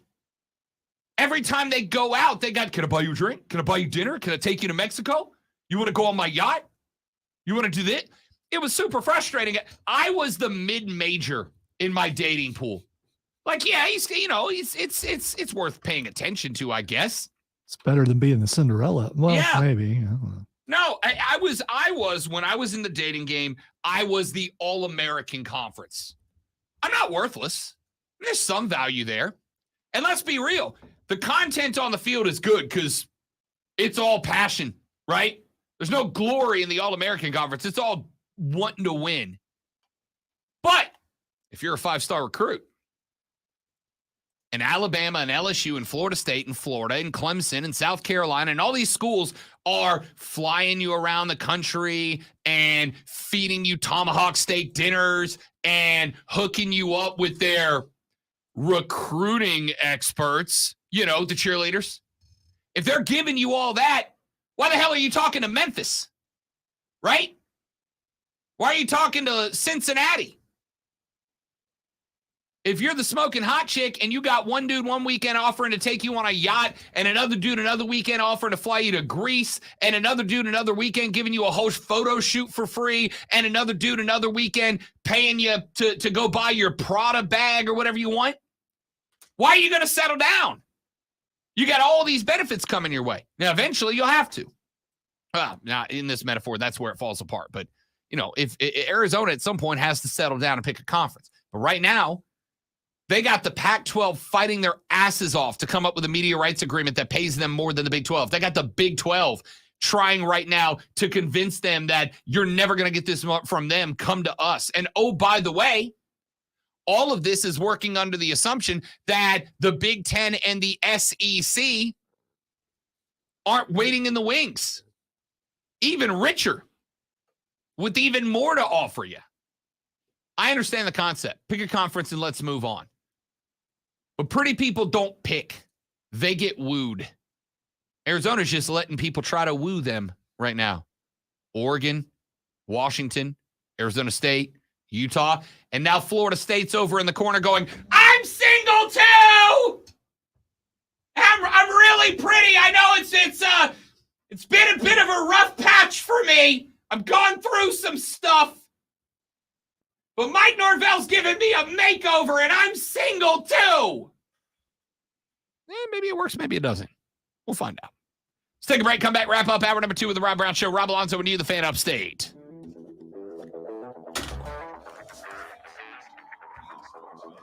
All right. I'm going to have to buy another one.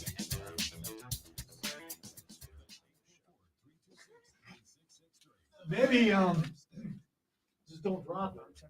I mean, you could try that. It ain't the dropping. It's just the little connecting piece on the inside is loose. Yeah. All right, guys. We'll be right back in just a minute. Don't go anywhere. Let me get my other pen.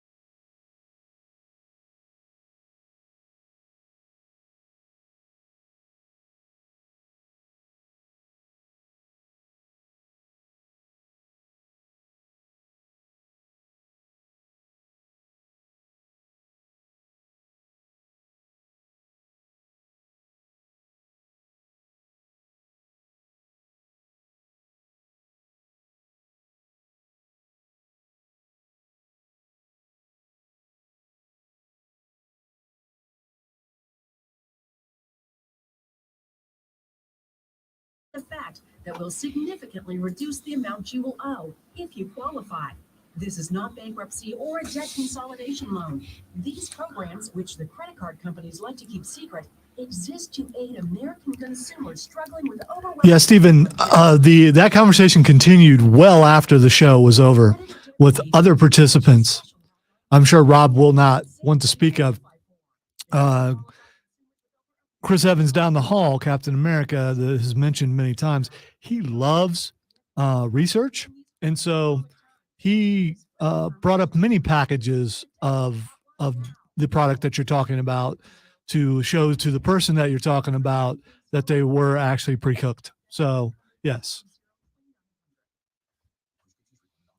And James, yes, the analogies are great. We also write for greeting card companies. It's a side hustle. First off, why would you eat a hot dog that's not cooked? Like, forget the whether it's safe or not. Why would cooked hot dogs are an incredible food? Why would you not take the 6 minutes it takes to boil water at the very least? All right, so, if you're not the so kind of he person hasn't- who would just fire up the grill and grill a hot dog. You can also microwave it, but you can also, there's another thing that Rob fails to realize or acknowledge is that some people, not all people, but I guess all people at some points are lazy. And when you're lazy and you're hungry and you look in the fridge and go, man, I'll just eat that. And so you just eat it. The microwave. Do you eat cold chicken? The microwave. Do you eat cold is chicken? the food preparation. Do you eat cold chicken or style cold pizza? Of lazy people, and I know that because again, I'm a lazy person. Do you eat cold chicken or pizza? I'll eat cold pizza. There we go. Sure. Let's go. So you don't take the time to heat it up?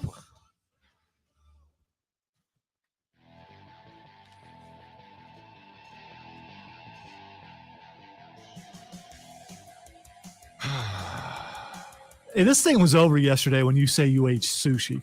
I mean, this whole conversation was over. First off, you do understand sushi is not just raw fish. It is raw fish, It is not just raw fish. but you've eaten raw fish. All right. So let's clue everybody into what we're talking. Oh, they know. But yeah, let's Not go ahead. everybody. We did it at the end of the show yesterday. Our audience, on average, rotates every 15 to 20 minutes. So let's clue everybody in to those people who weren't tuned in yesterday. Yesterday, I learned a thing that I did not know previous to the final segment of yesterday's show. And that thing is that some of you out there are sociopaths Majority, who just yeah, pull a majority. hot dog out of the pack and eat it. But wait, there's more to this story, because after the show was over, we went to the Fortress of Nerditude. And Captain America Chris Evans down the hall walked in. And of course, yesterday, I asked everyone I had a conversation with, do you just pull raw wieners out and eat them? And of the people in my life, it was not a majority, but it was pretty damn close to 50-50. All right? Including, now Chris said, There goes them accountants again. Chris said, I don't do it anymore, but I'm sure I did at some point in my past. Then I called my fiance Which was awesome. Put her on speaker. by the because way. I thought, ain't no way. Ain't no way. I called the fiance in front of Alonzo and Chris, so they know that they were getting her straight answer. And when she said, hello? And I said, have you ever just pulled a hot dog straight out of the pack, straight out of the fridge and eaten it cold? And she went, yeah, all the time. What? Who are you? What kind of monster am I engaged to? All right. So you are engaged to a wonderful person and normal and part of the majority. You are the oddball here. I know it's rough when you're the oddball. That's me the majority of my life, but in this, I'm with a lot of the people and you're not. And I know you used to being the guy, but you know, you're not normal when it comes to this. You could join us, Rob. You could join us. It's not that hard. So we went down this whole rabbit hole of eating hot dogs straight out of the pack, straight out of the fridge. Well, let me add another piece of the story. Chris Evans, because he's Chris Evans, then pulled out the phone, started searching hot dog packs, and illustrated to me that most wieners come pre-cooked. So really all you're doing is no heating offense, them up. Kevin, when Kevin gets it, what's that say to you? Now, I am Again, no offense, Kevin, because we both live in Lawrence County. Hang on, I'm Googling. Yeah, I mean, like, He's a slow like Googler. for instance, Oscar Mayer, when they package their hot dogs, they pre-cook them, then package them. So really, apparently, what you're doing, whether you go the boiled water or the grilled route, or as Lonzo pointed out, the microwave route, is effectively you're just reheating the hot dog. Yes. And yet, for some reason, and Chris and I, because he rolled up this morning and he was like, because I said, I'm like, I guess I'm going to have to try this. And then when I got off of work yesterday and I was driving home, I drove past my grocery store of choice and I went, Did she wave? No. Did she wave? I went, no. Did she say come No, here? it wasn't that one. Yeah, I said okay. my grocery store of choice, not my convenient grocery store. Oh, okay. I drove past my grocery store of choice and I turned my blinker on and then I turned it back off and went home because I couldn't bring myself to do it. And then when the fiance got home last night, she went, did you get hot dogs? And I went, no. And she said, why? And I said, because if I had bought hot dogs, I would have gone outside, put charcoal on the grill, and I would have grilled them before you got home. And she goes, why? And I said, so that there were no uncooked hot dogs in the house. And this went on and on and on. And then Lonzo hits me with, in the last break, well, Rob, sometimes you're just tired. You just had a long day at work. Maybe there's some drama going on in your life. He didn't say it like that. I did. Maybe you got a lot going on and you don't feel like taking the time to cook a hot dog. You just want the snack. So you just wolf it down. To which I said, the microwave was invented by and for lazy people. If you are too lazy to pop the wiener into the microwave and just hit 6-0 start, I don't know what to tell you because I'm lazy, but my guy, 3 buttons on the food cooking box is not that tough. It's not that much work. So you don't get the shame when you just settle for a hot dog, because that's a shame, because hot dogs are for poor people. So when you settle for hot dogs, they're not. You don't get to take unless hot dogs. Unless you're at a ballpark, hot dogs are the last choice for you. You don't suddenly go, you know what? I want a hot dog. Yes, I do. People don't do that. Literally Come in on. Charleston 2 weeks ago, we drove across town to go to a hot dog joint. A hot dog only joint. I bought a T-shirt. That's weird. It's a tie-dye shirt. It's awesome. You're not winning me over on this. You're not winning me over on this. If you raw dog a hot dog out of the fridge because that's your style, I don't know how to talk to you. Back after this on the Rob Brown Show on the Fan Upstate. See, the thing is, so now I have no idea how we're going to continue with the show. I know the text line just blew up about raw hot dogs. No, you said you don't know how to, you can't talk to some, know, so I mean, that's it.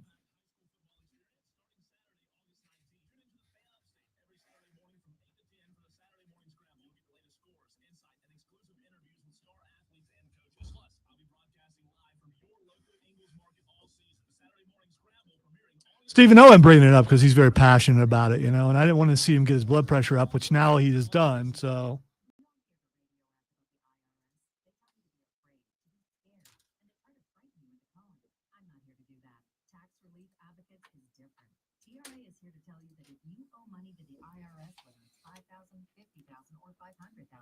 We have a solution. It doesn't matter if you're sitting in your car, at work, or with your kids. No matter where you are, call now. 800-575-6986. Don't lose hope. TRA can eliminate or reduce what you owe to the Stop it, Kevin. There is zero risk to you. If we can't reduce your tax debt, then you pay nothing. Which I haven't said in a while. Where you been, Kevin? I can't believe I said that, but We have a 5-star rating on Google and Yelp and an A+ with the Better Business Bureau. You don't need to be afraid of were you out watching like self-help programs or something and just didn't have time for us? Or are you just here today because it's raining?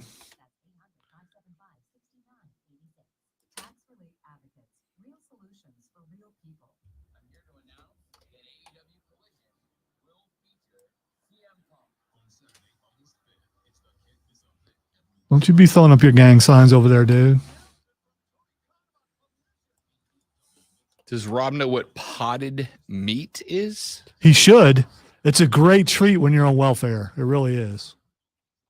A potted meat food product is a food preserved by canning and consisting of various seasoned cooked meats, often pureed, minced, or ground, which is then heat processed and sealed into cans. All right, so say you take Vienna So sausages. it's a hot dog without the case. Take Vienna sausages and you like squish them and put them into a can. Case. It's good to spread on a Ritz though, if you can afford Ritz. It was good. If you can afford Ritz. If you're eating potted meat, you might not be able to afford Ritz.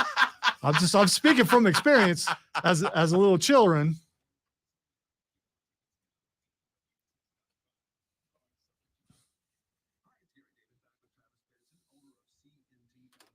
See, I get saltines. I do, but I think the saltiness of saltines takes away from the taste of the potted meat, whereas the Ritz has its potted meat for the taste. The Ritz, well, you enhance whatever you can with what you can. The Ritz has that buttery taste to it that adds to the potted meat and makes it special.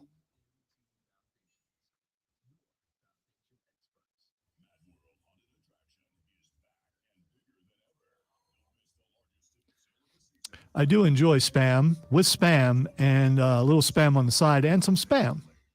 I don't think Rob likes Spam though.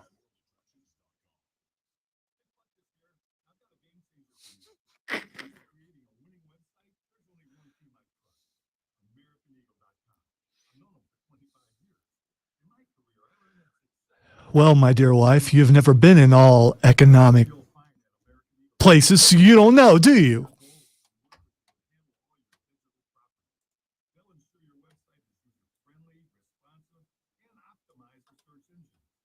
I've never been rich, but I don't know that rich people like hot dogs because I don't believe they do. I'm going to go on with my belief until I'm able to prove otherwise by becoming rich.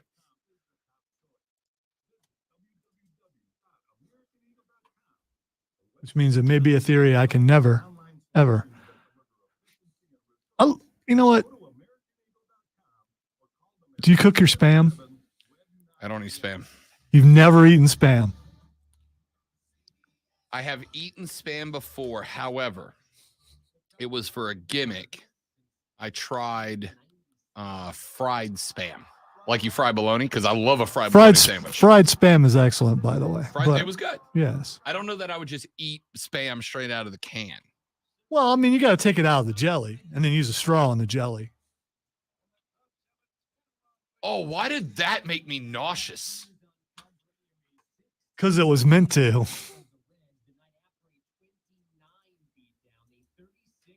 Now that is a boo box bet right there.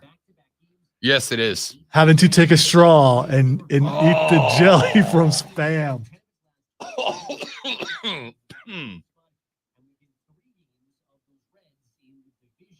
A hot dog is a poor person's filet mignon. Sure, if you're used to eating hamburger helper without the hamburger and, things like that, Miss Lisa says, Lonzo, hot dogs are not for poor people. Everyone in all economic circles like hot dogs. You are wrong for the 1,000th time. So let me ask you guys. Team Miss Lisa. No, let me ask you guys. Acknowledge her. Are you embarrassed like I am when I just read that and responded to that, and then Rob suddenly discovers it to prove Spam jelly? No. You expected me not to be busy processing that? Dude, I talked about it beforehand. There's more proof he doesn't listen to me. Probably because I've eaten, raw hot dogs. Yeah, I mean, maybe that may be why. If you ever feel invisible, remember you're not me. That's all I'm saying.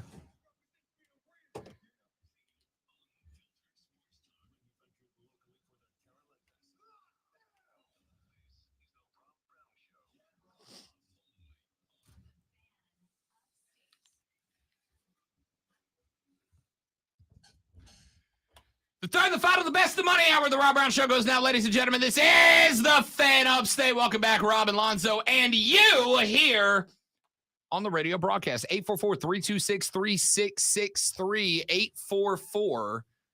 844-326-3663. The CarPro.com text line is right there for you, too. 71307. Start your text with FAN, F-A-N, FAN, F-A-N, and we we'll read them on the air. You can also X us at the Rob Brown Show, at Lonzo on Word. Give us all your cold hot dog takes. Texas said, if the pre-cooked hot dogs are uncured, then you should reheat because of a significant increase of getting listeria. If cured, it's fine, ... but still trashy. I would also like to point out. You notice the last part? Trashy, which means, a poor person. That's what they're saying. I mean, because another name for a poor person is, in my case, white trash. So, or at least that's what it was when I was growing up. I mean, no longer. I'm at lower mid now. So take that. At least microwave your hot dog. All right. Let's see here. Lonzo said hot dogs are for poor people. During the break, Lonzo's better half, Miss Lisa, joined in the stream and said, "Fan, this is Miss Lisa." She just said her first name, but to me, she is Miss Lisa and always shall be. Lonzo, hot dogs are not for poor people. Everyone in all economic circles like hot dogs. You are wrong for the 1,000th time. And Alonzo, she also texted the text line to make sure we saw the take saying, Lonzo, hot dogs are not for poor people. First of all, why aren't you working?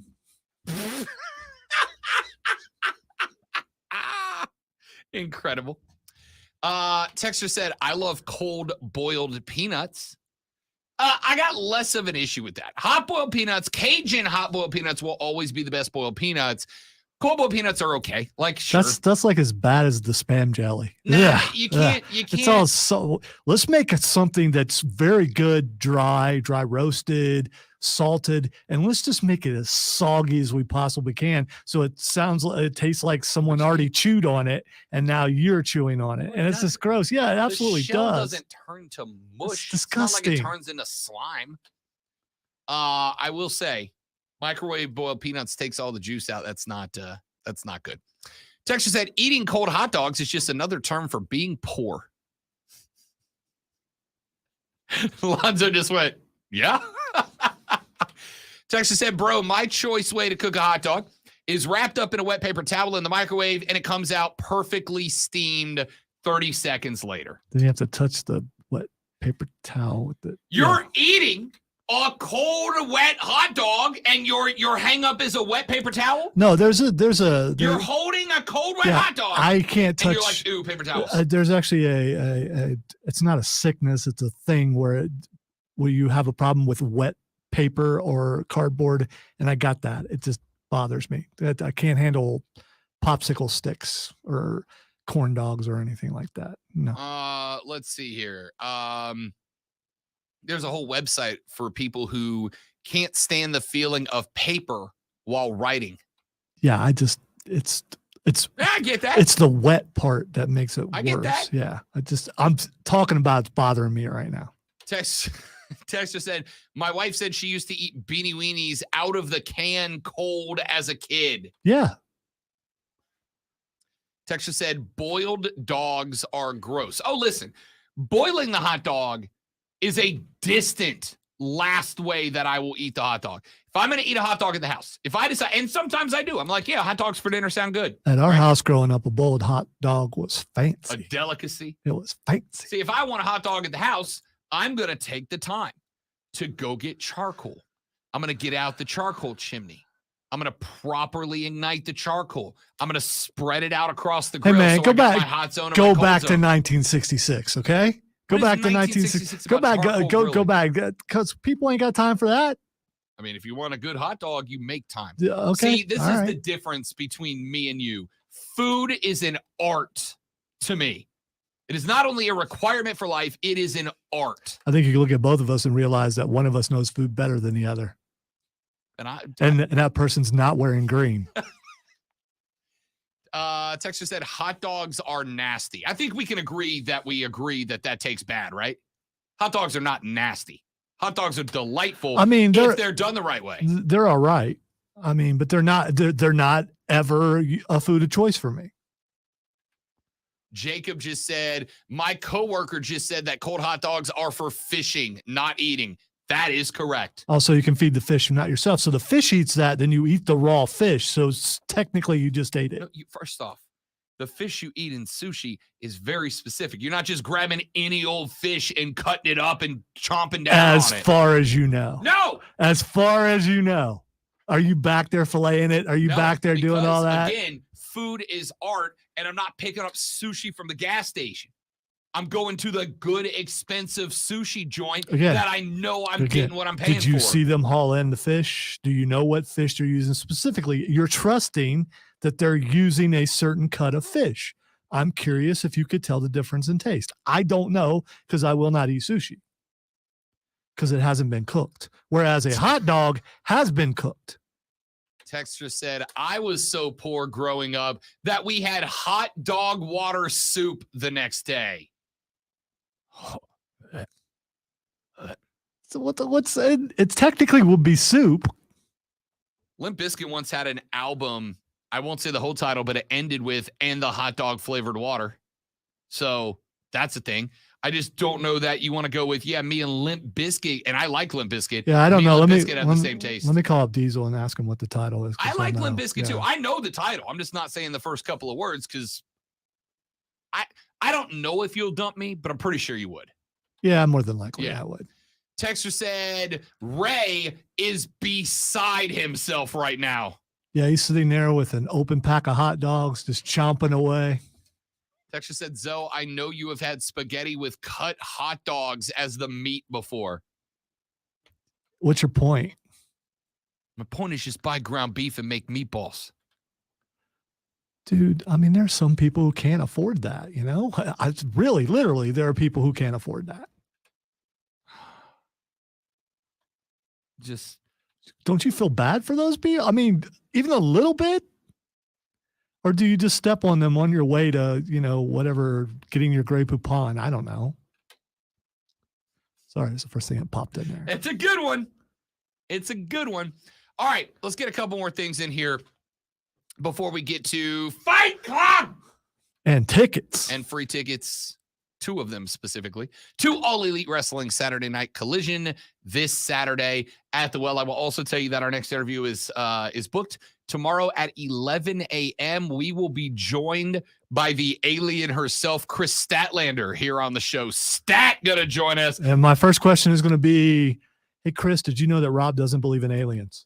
I believe in Chris Statlander. But you don't believe in aliens. But I believe in Chris Statlander. Okay. All right. She is a certified We badass. may or may not have this argument tomorrow. She knocked off Jade Cargill for the TBS championship after Jade's streak of 3,500 matches without an L. Love Stat. And, of course, partnered up with the greatest tag team in the history of wrestling, the Best Friends. Love that. Can't wait to talk to Stat tomorrow. And by the way, don't look at Rob and I and think that we're going to give the people what they want, because we're not. I rarely do. All right. Let's get a couple of thoughts in here. Let's start with Panthers Fan Fest last night, which, by the way, I did not know that was going to be available on TV locally. Right? Now, it was kind of interesting for me because I recognized about 30 minutes in. I was sitting down last night because I was being a guest on BetMGM tonight to talk some baseball. And while I was prepping for the interview, and then after the interview, I was watching Carolina Panther Fan Fest on TV, which I didn't know was going to be on TV. I turned on the television to go to the MLB net, just see if I had missed anything before I went live with BetMGM tonight on the BetQL network, and of course, right here on this fine Odyssey station. But when I turned on the TV, it was like, would you like to watch Carolina Panthers Fan Fest live from Charlotte? And I was like, yes, TV, I would. Thank you so much. So I did. Now, it was a really good broadcast to be a fan, Lonzo. It was not a great broadcast for an analyst. As a fan, it was good. You had Steve Smith Sr. on commentary, giving some of his unabashed opinions on the Panthers, which I thought was great. You had interviews with Frank Reich, with Scott Fitterer, with Dom Capers, and a host of Carolina legends. That was very, very cool. You had cameras on Bryce Young. What you did not see was the whole field. And I guess that was on purpose, right? In fact, I think the guy, and I forget his name, and I apologize to him because he did a really good job. But the guy that was doing the play-by-play, he was effectively moderating a Panthers forum, not so much calling play-by-play. But the lead television talkie guy said at one point, he's like, So look, they did it like the Manning cast. kinda, yeah. Okay. Yeah, kinda. They had this dude and Steve Smith Sr., and they would like zoom in on one player and they'd be like, that's Derek Brown coming out of Auburn. Going to have a lot asked of him, move him to the 3-4 this year. Going to have his hand down in the dirt up against the center instead of lined up cockeyed to the guard. He's going to have to change his guy, blah, blah, blah. It's great. They were just kind of giving their football thoughts, and then they'd send it down to the girl on the field with the mic, and she would do an interview, and then they'd send it back up. But like when they took a look at BY, or when they took a look at Derek Brown or Brian Burns or whoever else was there, when they took a look at them, they would show them, but they would show them very close up, and they wouldn't show you the whole field. So you'd see BY throw the ball, but you wouldn't see the path of the ball or its destination. They would show you, for instance, Laviska Shenault running a route. And they were like, more than a dozen times where they would show Shenault running a route, but the ball wasn't thrown to Laviska Shenault. So you saw him run the route and then just stop. And then the camera just stayed on him. You don't see who he threw it to, where they threw it, if it was complete, incomplete, whatever. It was very interesting. And I thought to myself, you know, as a fan, this broadcast is great. You're getting a lot of news and information. You're getting a lot of opinions from football dudes. You're getting story by story across the whole roster. But as an analyst, this sucks. I really want to see practice. Like, I really want to see this thing wide open. I want to see if BYB, and I know you're going, well, wait a minute, Rob, can't you just drive over to Spartanburg and take a look? And the answer is, yeah, sure, I can. And I probably will again. There is a difference, I think, Zoe, and you saw it up close and personal. Correct me if I'm wrong. I think there's probably a difference for Bryce in showing up to training camp, where on Saturday, what would you say they had? 10, 12,000 people there watching practice? There's quite a few. It's the most I've seen there in a couple of years. So, I mean, but that's nothing compared to what he played in front of in college. So there's no nervousness because of that. And we got vanilla offense stuff. They're not going to show the actual stuff that they're doing in practice. Last night, BY and his Cats lined up in front of roughly 39,500 people. That's more proof of how excited that the fans are. Oh, yeah. For sure. Oh, yeah. 39.5 came out on a Wednesday night to watch a practice, not a game. Not a game, not the game we know and love. We talk about practice. 39K plus came out to watch a practice. Now, the reason I'm intrigued by how BY looked last night is because even though it was just a practice, we talking about practice, it was in front of 40,000 people. And it was a blank because Lonzo's right. BY, trust me, played in front of a lot more than 40,000 people when he was playing at the University of Alabama. Oh, yeah, buddy. BY had not played in front of 39,000+ as an NFL player. And by the way, in front of 39.5K plus that are all setting the bar for Bryce Young very high. So, yeah, I kind of wondered how he handled it. I kind of wondered how he would handle it, how he did handle it, and how he handled handling it, how he handled it. And we didn't really get to see that, which was a little disappointing. That's why I was glad to have Rashad Beard on early and ask him about that, which if you missed that interview, Carolina Panther fans, you can go to thefanupstate.com, go to the podcast section, click on the Rob Brown Show, and download hour number 1. Rashad joined us in the final segment of that segment, or of that hour, pardon me. So, I was a little curious about that, but here's what I will say. I saw some video making its way around from people's cell phone cameras and whatnot. Lonzo, the Panthers turned that damn thing into a rock and roll show last night.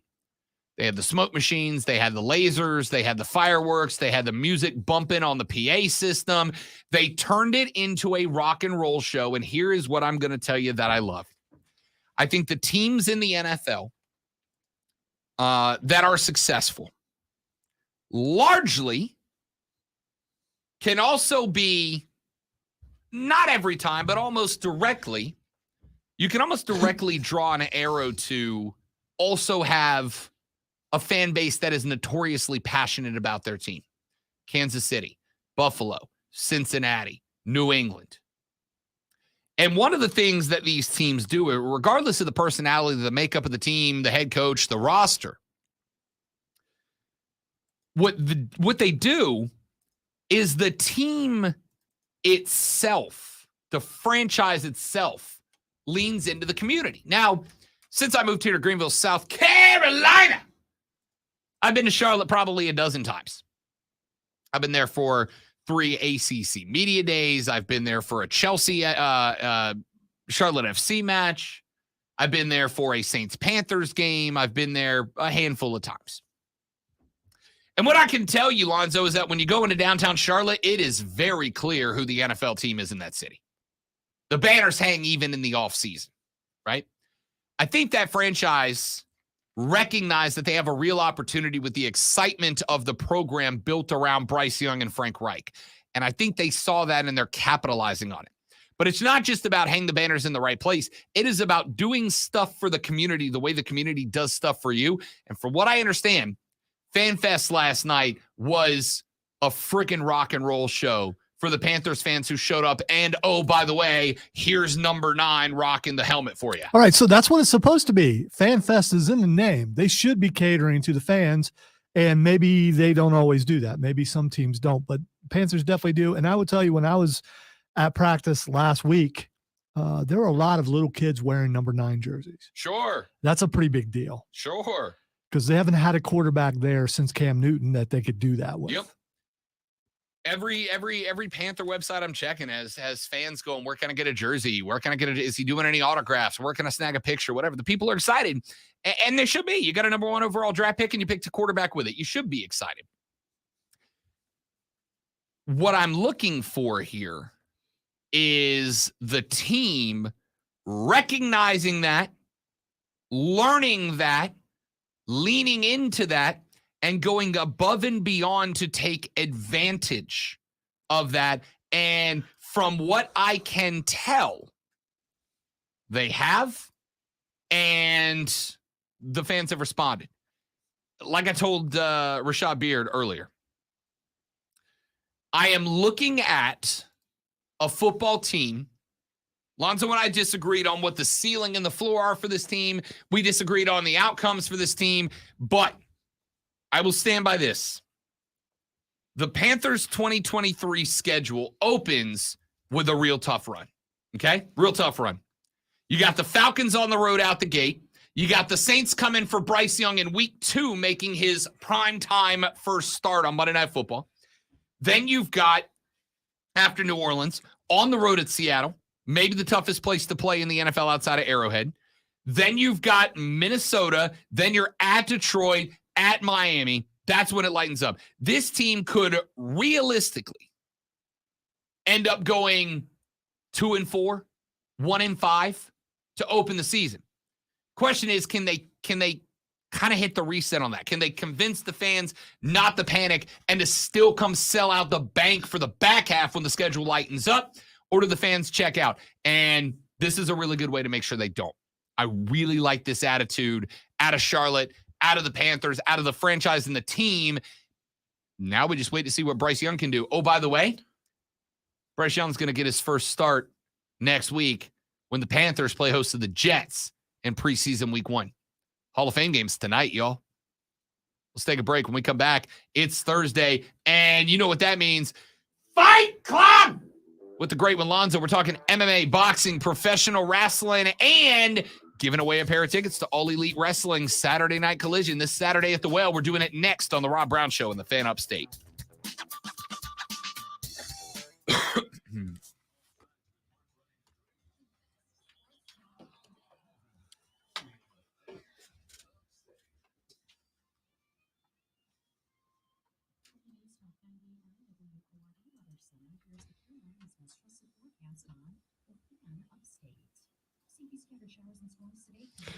Cole Bryson tweeting the show with a link to spam. That's not spam. That's spam. No, he sent. Oh no, he sent the Vienna sausages, which also like no, look thank at you. the picture, man. What are you doing? I clicked off of it quickly because I had an immediate gross reaction to it.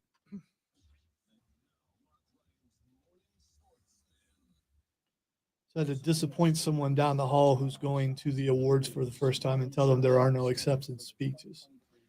It happened to me. Because he had been Preparing something? yeah. I want you to tell me who. You don't have to tell me right now. But I want to know who it was. Only so that I can offer support, because our first year, I also thought we got like a minute. He has the same name as you. First name. Okay. That checks out. I really thought it was going to be like, you have 30 seconds, and I was going to be hilarious. Yeah, if they did that, it would take all night because ain't nobody gonna listen to no 30 seconds or 60 seconds.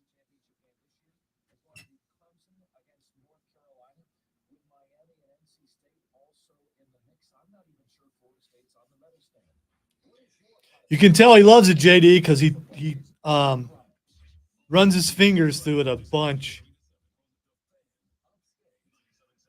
I would never do anything like that. Ever.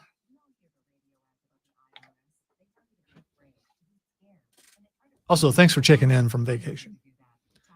I need to take me one of them.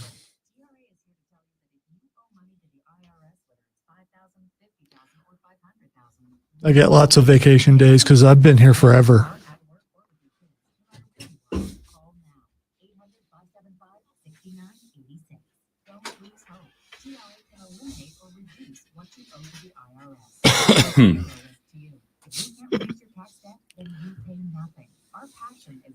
So I can say it on the stream. I wasn't going to say on the air, but the beginning of that Limp Bizkit song is the album is called Chocolate Starfish and the Hot Dog Flavored Water.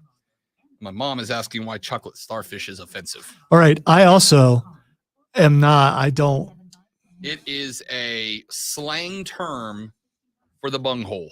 Okay. Yeah. All right. All right. I probably would have figured it You out would've. eventually. Right. But, you know, some of us don't immediately go there. I mean, you know, And shouldn't. because we think better of people.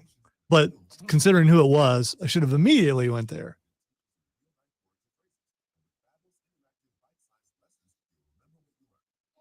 I haven't been to a lake in forever.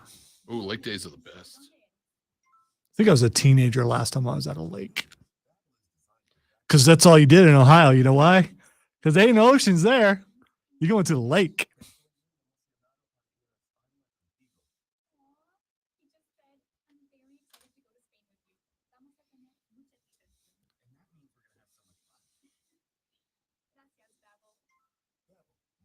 I do like to take a drive every once in a while and go by Lake Greenwood and just drive over the bridge because it reminds me of going to lakes as a kid.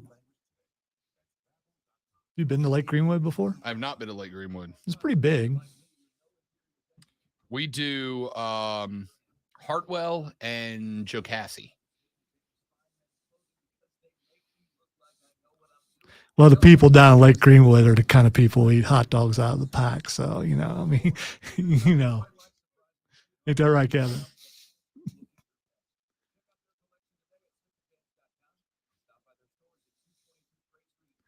Stop giving Kevin opportunities to explain stuff. He's the one guy we don't need to hear that from. See, JD knows he's from Lake Greenwood.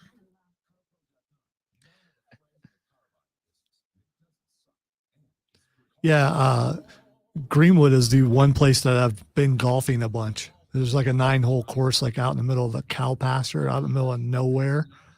It's a place someone goes who doesn't really know how to do it because you're not going to be judged that much. And the people who do judge you are inebriated, so it's okay. I know you're not out of Greenwood, but you're closer to it than you are here, Kevin. It was just a joke, dude.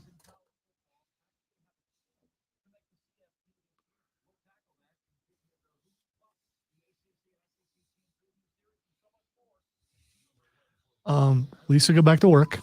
I am doing my job. Okay. I'm doing my job. That's what I'm doing. This is my job. Miss Lisa, you feel free to hang out every show, all show.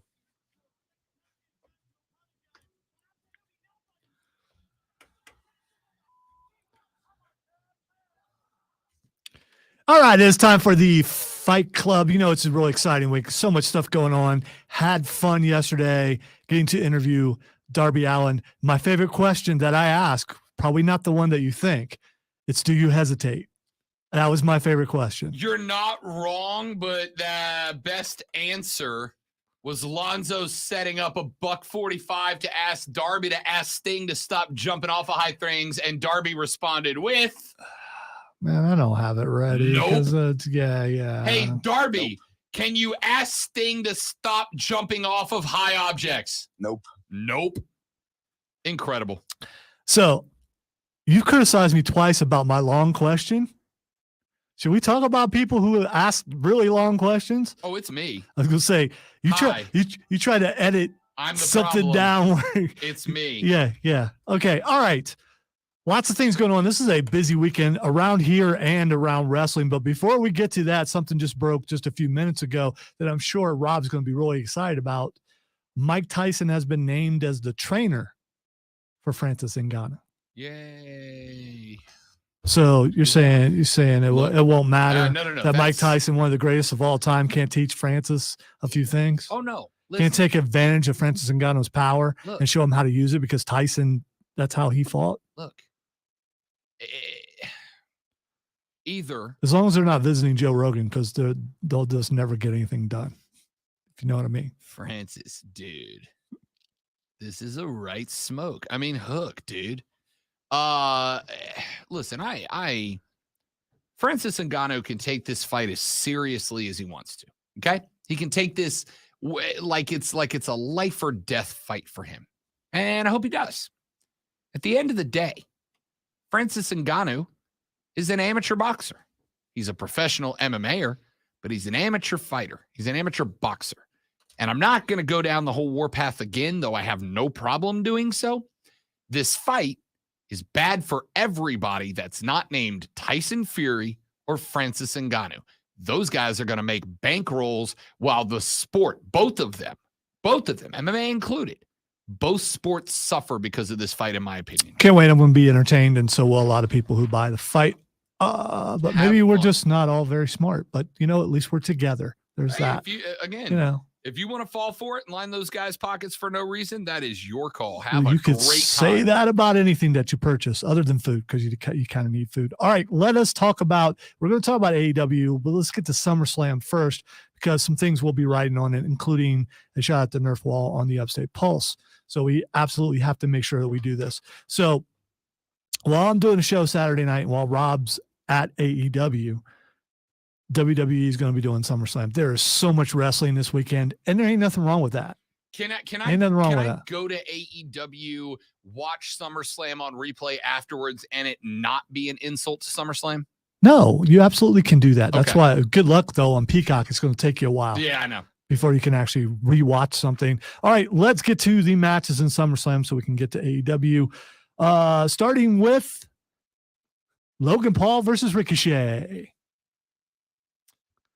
I'm loving the build-up. I love when Ricochet took Logan Paul down while he was tweeting live on social media, because whether you like him or not, he's got a lot of followers, and it's a good move by the WWE, what they're doing with him, and he's a good athlete and a pretty good wrestler. So I really enjoyed that, and this feud is something that you didn't see coming.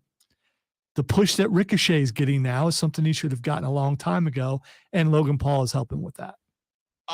I agree with a lot of what you said. I do have one slight issue, and the issue actually, hilariously, is not about Logan Paul. I still don't think Logan Paul is a good person. I still think he's a bad person, but I can respect that he's a hell of a wrestler. So if For a you guy watch, who's not a professional wrestler, he's a hell of a wrestler. if you watch, the Dark Side of the Ring, there are a lot of people who are wrestlers who are not good people. Sure. Yeah. And it is one of those places, like in music, like in television, like in movies, where you kind of have to separate the art from the artist. Otherwise, there's a lot of people in all of those industries that you can't enjoy anymore if you can't separate. Now, there are lines, right? There are lines where I go, what you did is so egregious, I cannot separate the art and the artist anymore. And there are some that I'm like, that person sucks, and I don't like him, and we wouldn't be friends, but he put out some good art, or she put out some good art. Here is the problem that I actually have with this. The problem that I actually have with this is that we have now learned that Becky and Trish's match got bumped from SummerSlam. It is off.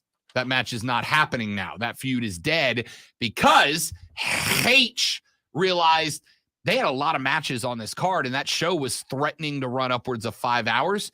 So they scratched that match. I know apparently Lonzo's just learning this.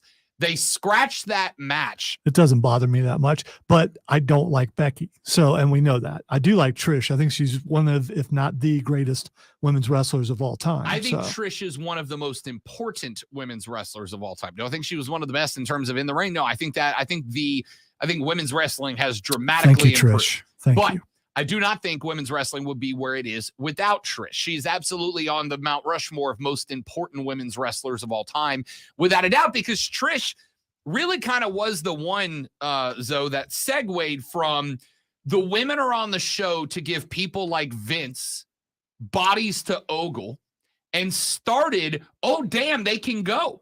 They can be entertaining. They can act. So you're they can saying wrestle. like young men, teenagers and middle-aged men. So it's only old men who looked at. No, but you understand there's a difference between the wrestlers can be attractive versus Trish in a thong on her hands and knees barking and kissing Vince's butt literally, right? Like there's a difference there. Well, guys did that too. So I'm just saying. Not in thong, well, except Rikishi, but that doesn't count. I mean, why does that not count? So all of that being Because it was said, a uniform, apparently. So. Trish is wildly important. I'm not arguing. And this feud has been fine. I'm not over the moon about it. What I am not over the moon about is two things. Number one, in fact, Logan Paul and Ricochet is not even the match I'd cut. The match I cut is Shayna Baszler and Ronda Rousey. I have zero interest in that. All right. So for the interest of time, who do you got? Logan Paul or Ricochet? Logan Paul. All right. I feel like my undefeated streak is coming to an end with this card, but I'm gonna go. You know what? No, I'm not. I'm gonna go Ricochet. Change my vote. I'm gonna go Ricochet. I just think you can't. I don't know if this is a push for Logan Paul or if this is a push for Ricochet. It's a push for one. I just don't know which one yet. But I feel like they've kind of come to recognize how good that guy can be. And this is step one in taking advantage of it. All right. The next match is the match you just mentioned, Ronda Rousey versus Shayna Baszler. Shayna keeps saying this is going to be a fight. So I believe this is going to be physical and be less of a wrestling match and more of an MMA match. The package they put together on Raw, I think it was on Raw, was one of the better packages I've seen in a while. I thought it was very good. It was very emotional. I really enjoyed it. But I think Ronda Rousey's on her way out. I think this is a way to get Shayna Baszler over like she should be, because she is one of the scariest wrestlers, period, not women, men, but period, in the WWE. And I think she should have been a champ a long time ago. So I'm going to go with Shayna Baszler to win this match. I think Shayna Baszler is got some shortcomings still that are going to keep her from getting there. Apparently they are, from what I've read, they are theming this as, oh, it's an MMA fight, right? They're going to theme. I don't think it's obviously not going to be, but I'm going to take Shayna as well.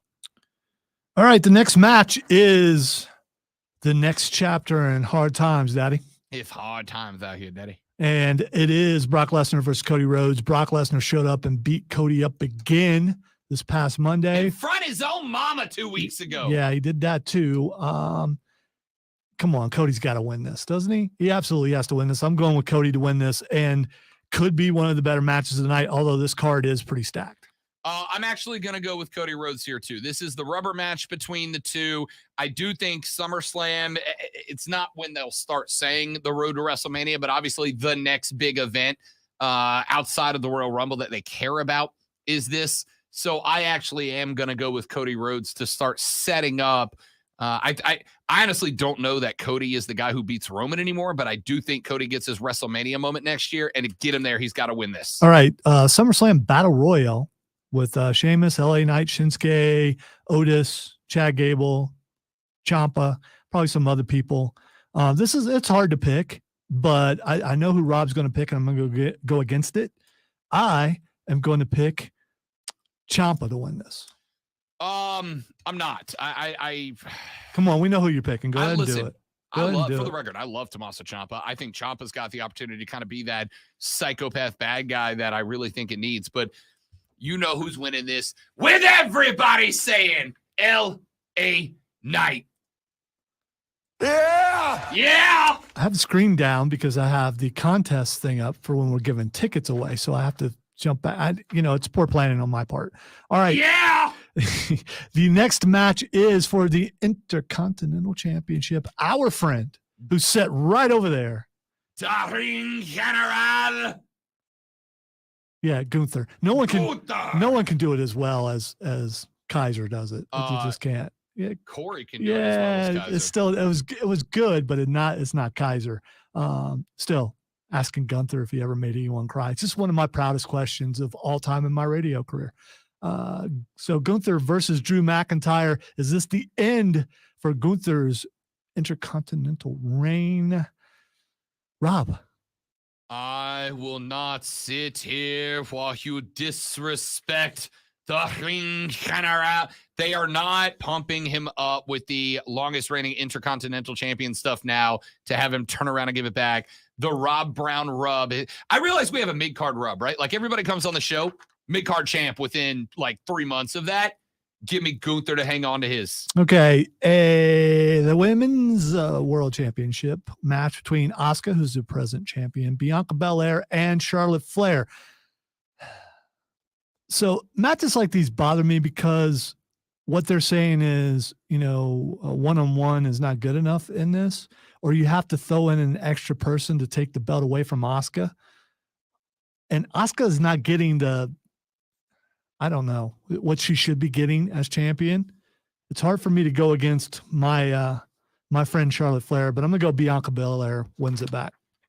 I'm not. I think you're gonna end up with Asuka retaining. Actually, usually a three-way match like this means that you are setting up a feud between two, and you got to have the third in there to take the fall, to eat the L, so that the other two can feud. Because what's the angle?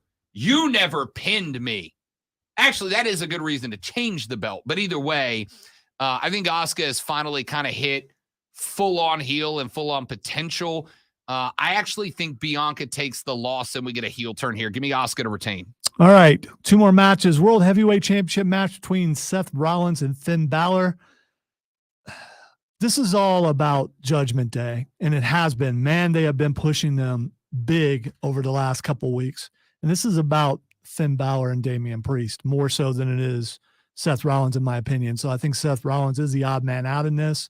So I'm going to go with Finn Balor winning and keeping the belt for at least a couple days.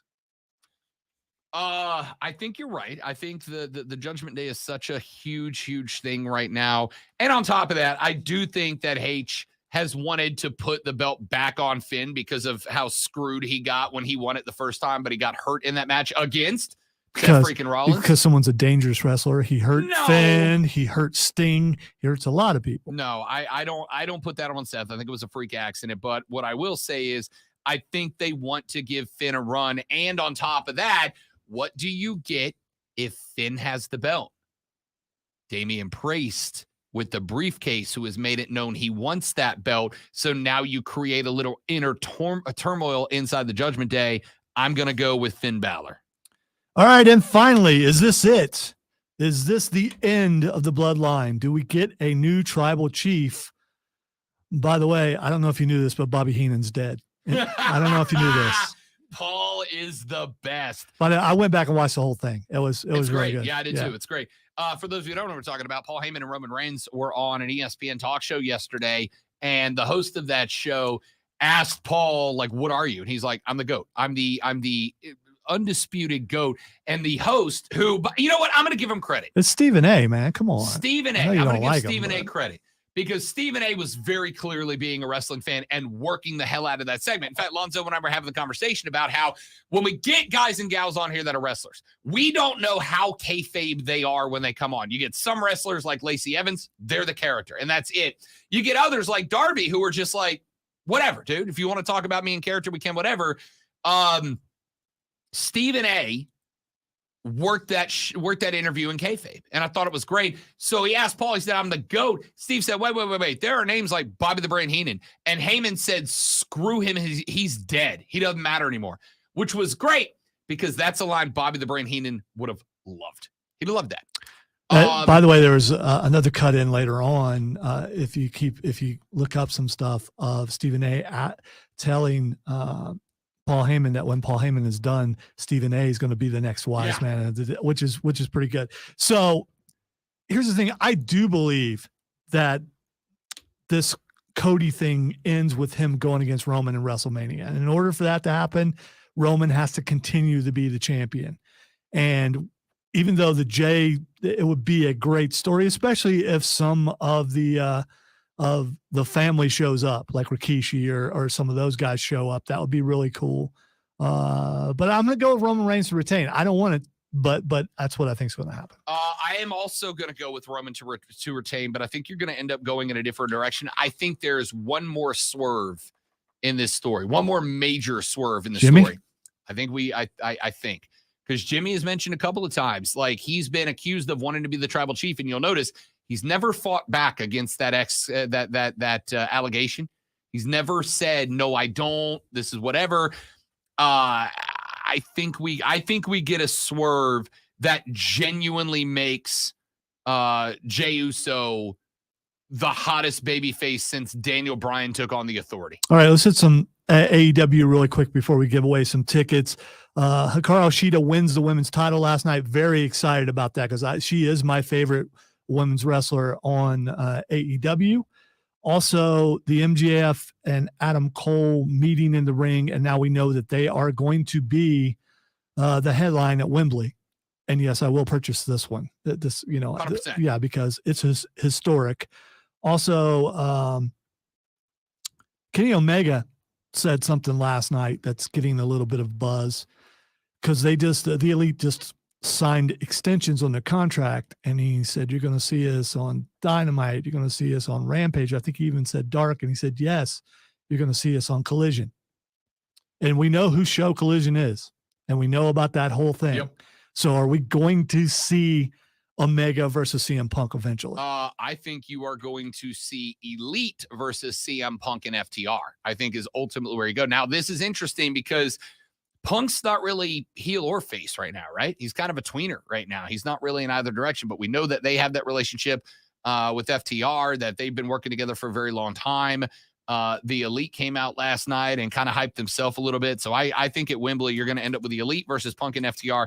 And I will tell you right now, I will lose my mind for that match. All right. And last thing, the AEW TBS Championship will be on the line Saturday night with Mercedes Martinez against our guest tomorrow, Chris Statlander. Stat! Love Stat, dude. Love Stat. Stat, a certified badass in the women's division. Just a good wrestler. Let's give away some tickets. Let's give away some tickets. Caller number 3. Yeah, I wasn't paying attention. All right. Wow. Wow. Stephen A's got chili, and I'm trying to figure out what kind of chili that It hurts, man. Right? It does. You guys, it's not even a work. It hurts. Caller number 3, 844-326-3663 is winning a pair of tickets to tomorrow's All Elite Wrestling Saturday night. Say the number slower, please. 8. Not that slow. 844-326-3663. 844-326-3663. Caller number 3 right now wins 2 tickets to All Elite Wrestling Saturday Night Collision at the Well this Saturday from Lonzo. The Rob Brown Show's on your radio. It's the Fan Upstate.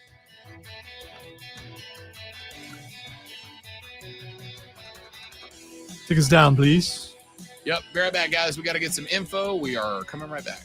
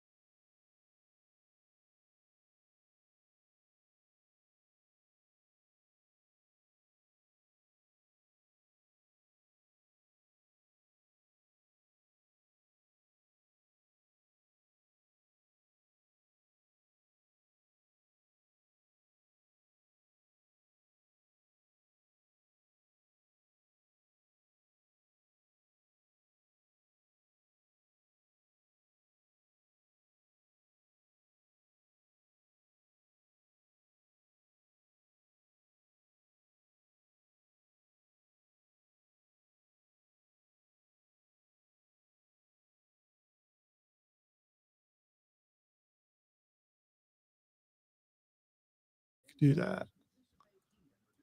All right, dudes, we back. Congrats, Kev.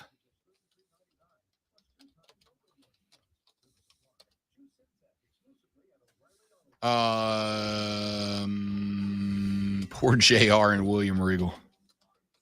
I think William was kind of done being on screen. Plus, they didn't need him anymore. I mean, as far as the Blackpool Combat Club goes.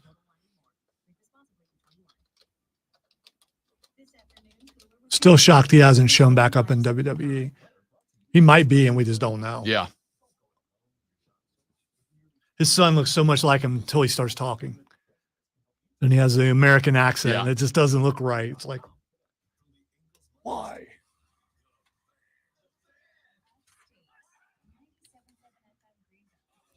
Are you kidding me?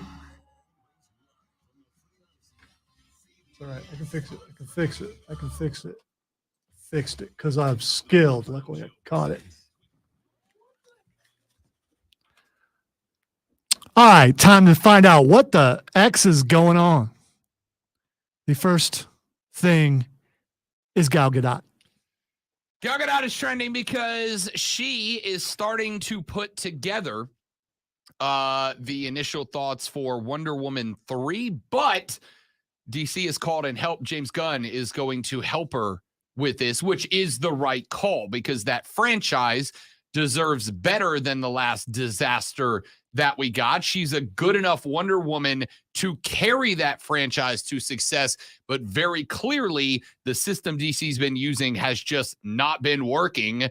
I'll give it a shot if Gunn's not in charge. If Gunn and Gadot are working together, I will give it a shot because I think it will have enough of the make Wonder Woman look like the badass she is, but also be an entertaining movie. Yeah. So the thing is, the director who directed the first two is gone, and it looked like Gal Gadot would be gone also because of Henry Cavill being gone and them going in a different direction. But the fact that she mentioned that she's doing this is a big deal because it looked like she was going to be gone too. All right. The next thing that's trending is James Hetfield.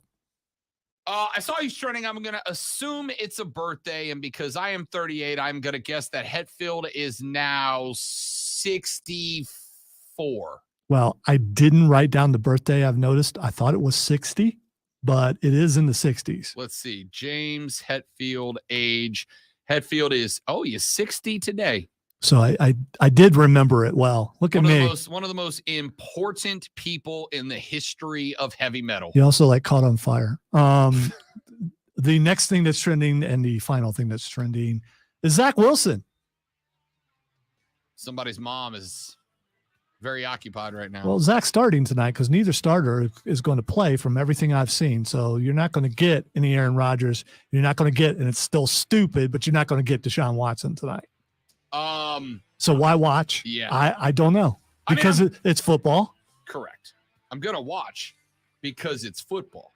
And it's from the Hall of Fame. And, it's kind of cool. I'm going to watch because it's football. You're also going to get interviews with the class of 2023, et cetera, et cetera. So it'll be worth the watch. It's the first class that I'm just like, yeah, okay. It's a big, they got 9 players going. Yeah, but I don't think they've got that real headliner this time. Yeah, we'll talk about it tomorrow on the Rob Brown Show. How about that? Sounds like a cool idea. Y'all enjoy football. Football's back. We're back tomorrow on the Rob Brown Show in the Fan Upstate. Later. Yeah.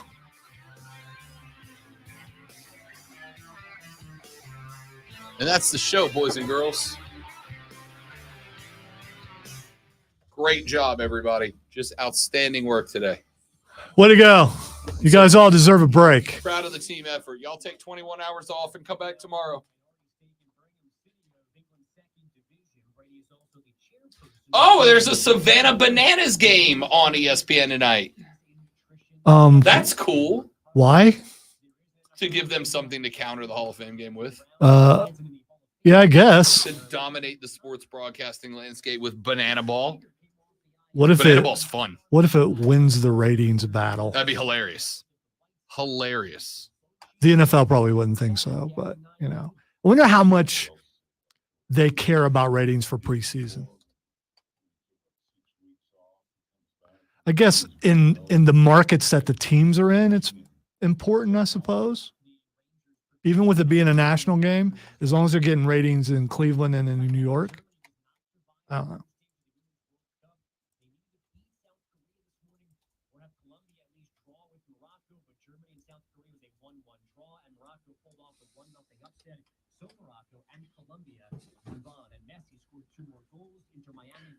We're still on, by the way. If you want to still be on, that's fine because we can still be on. But I'm just letting you know that we're still on.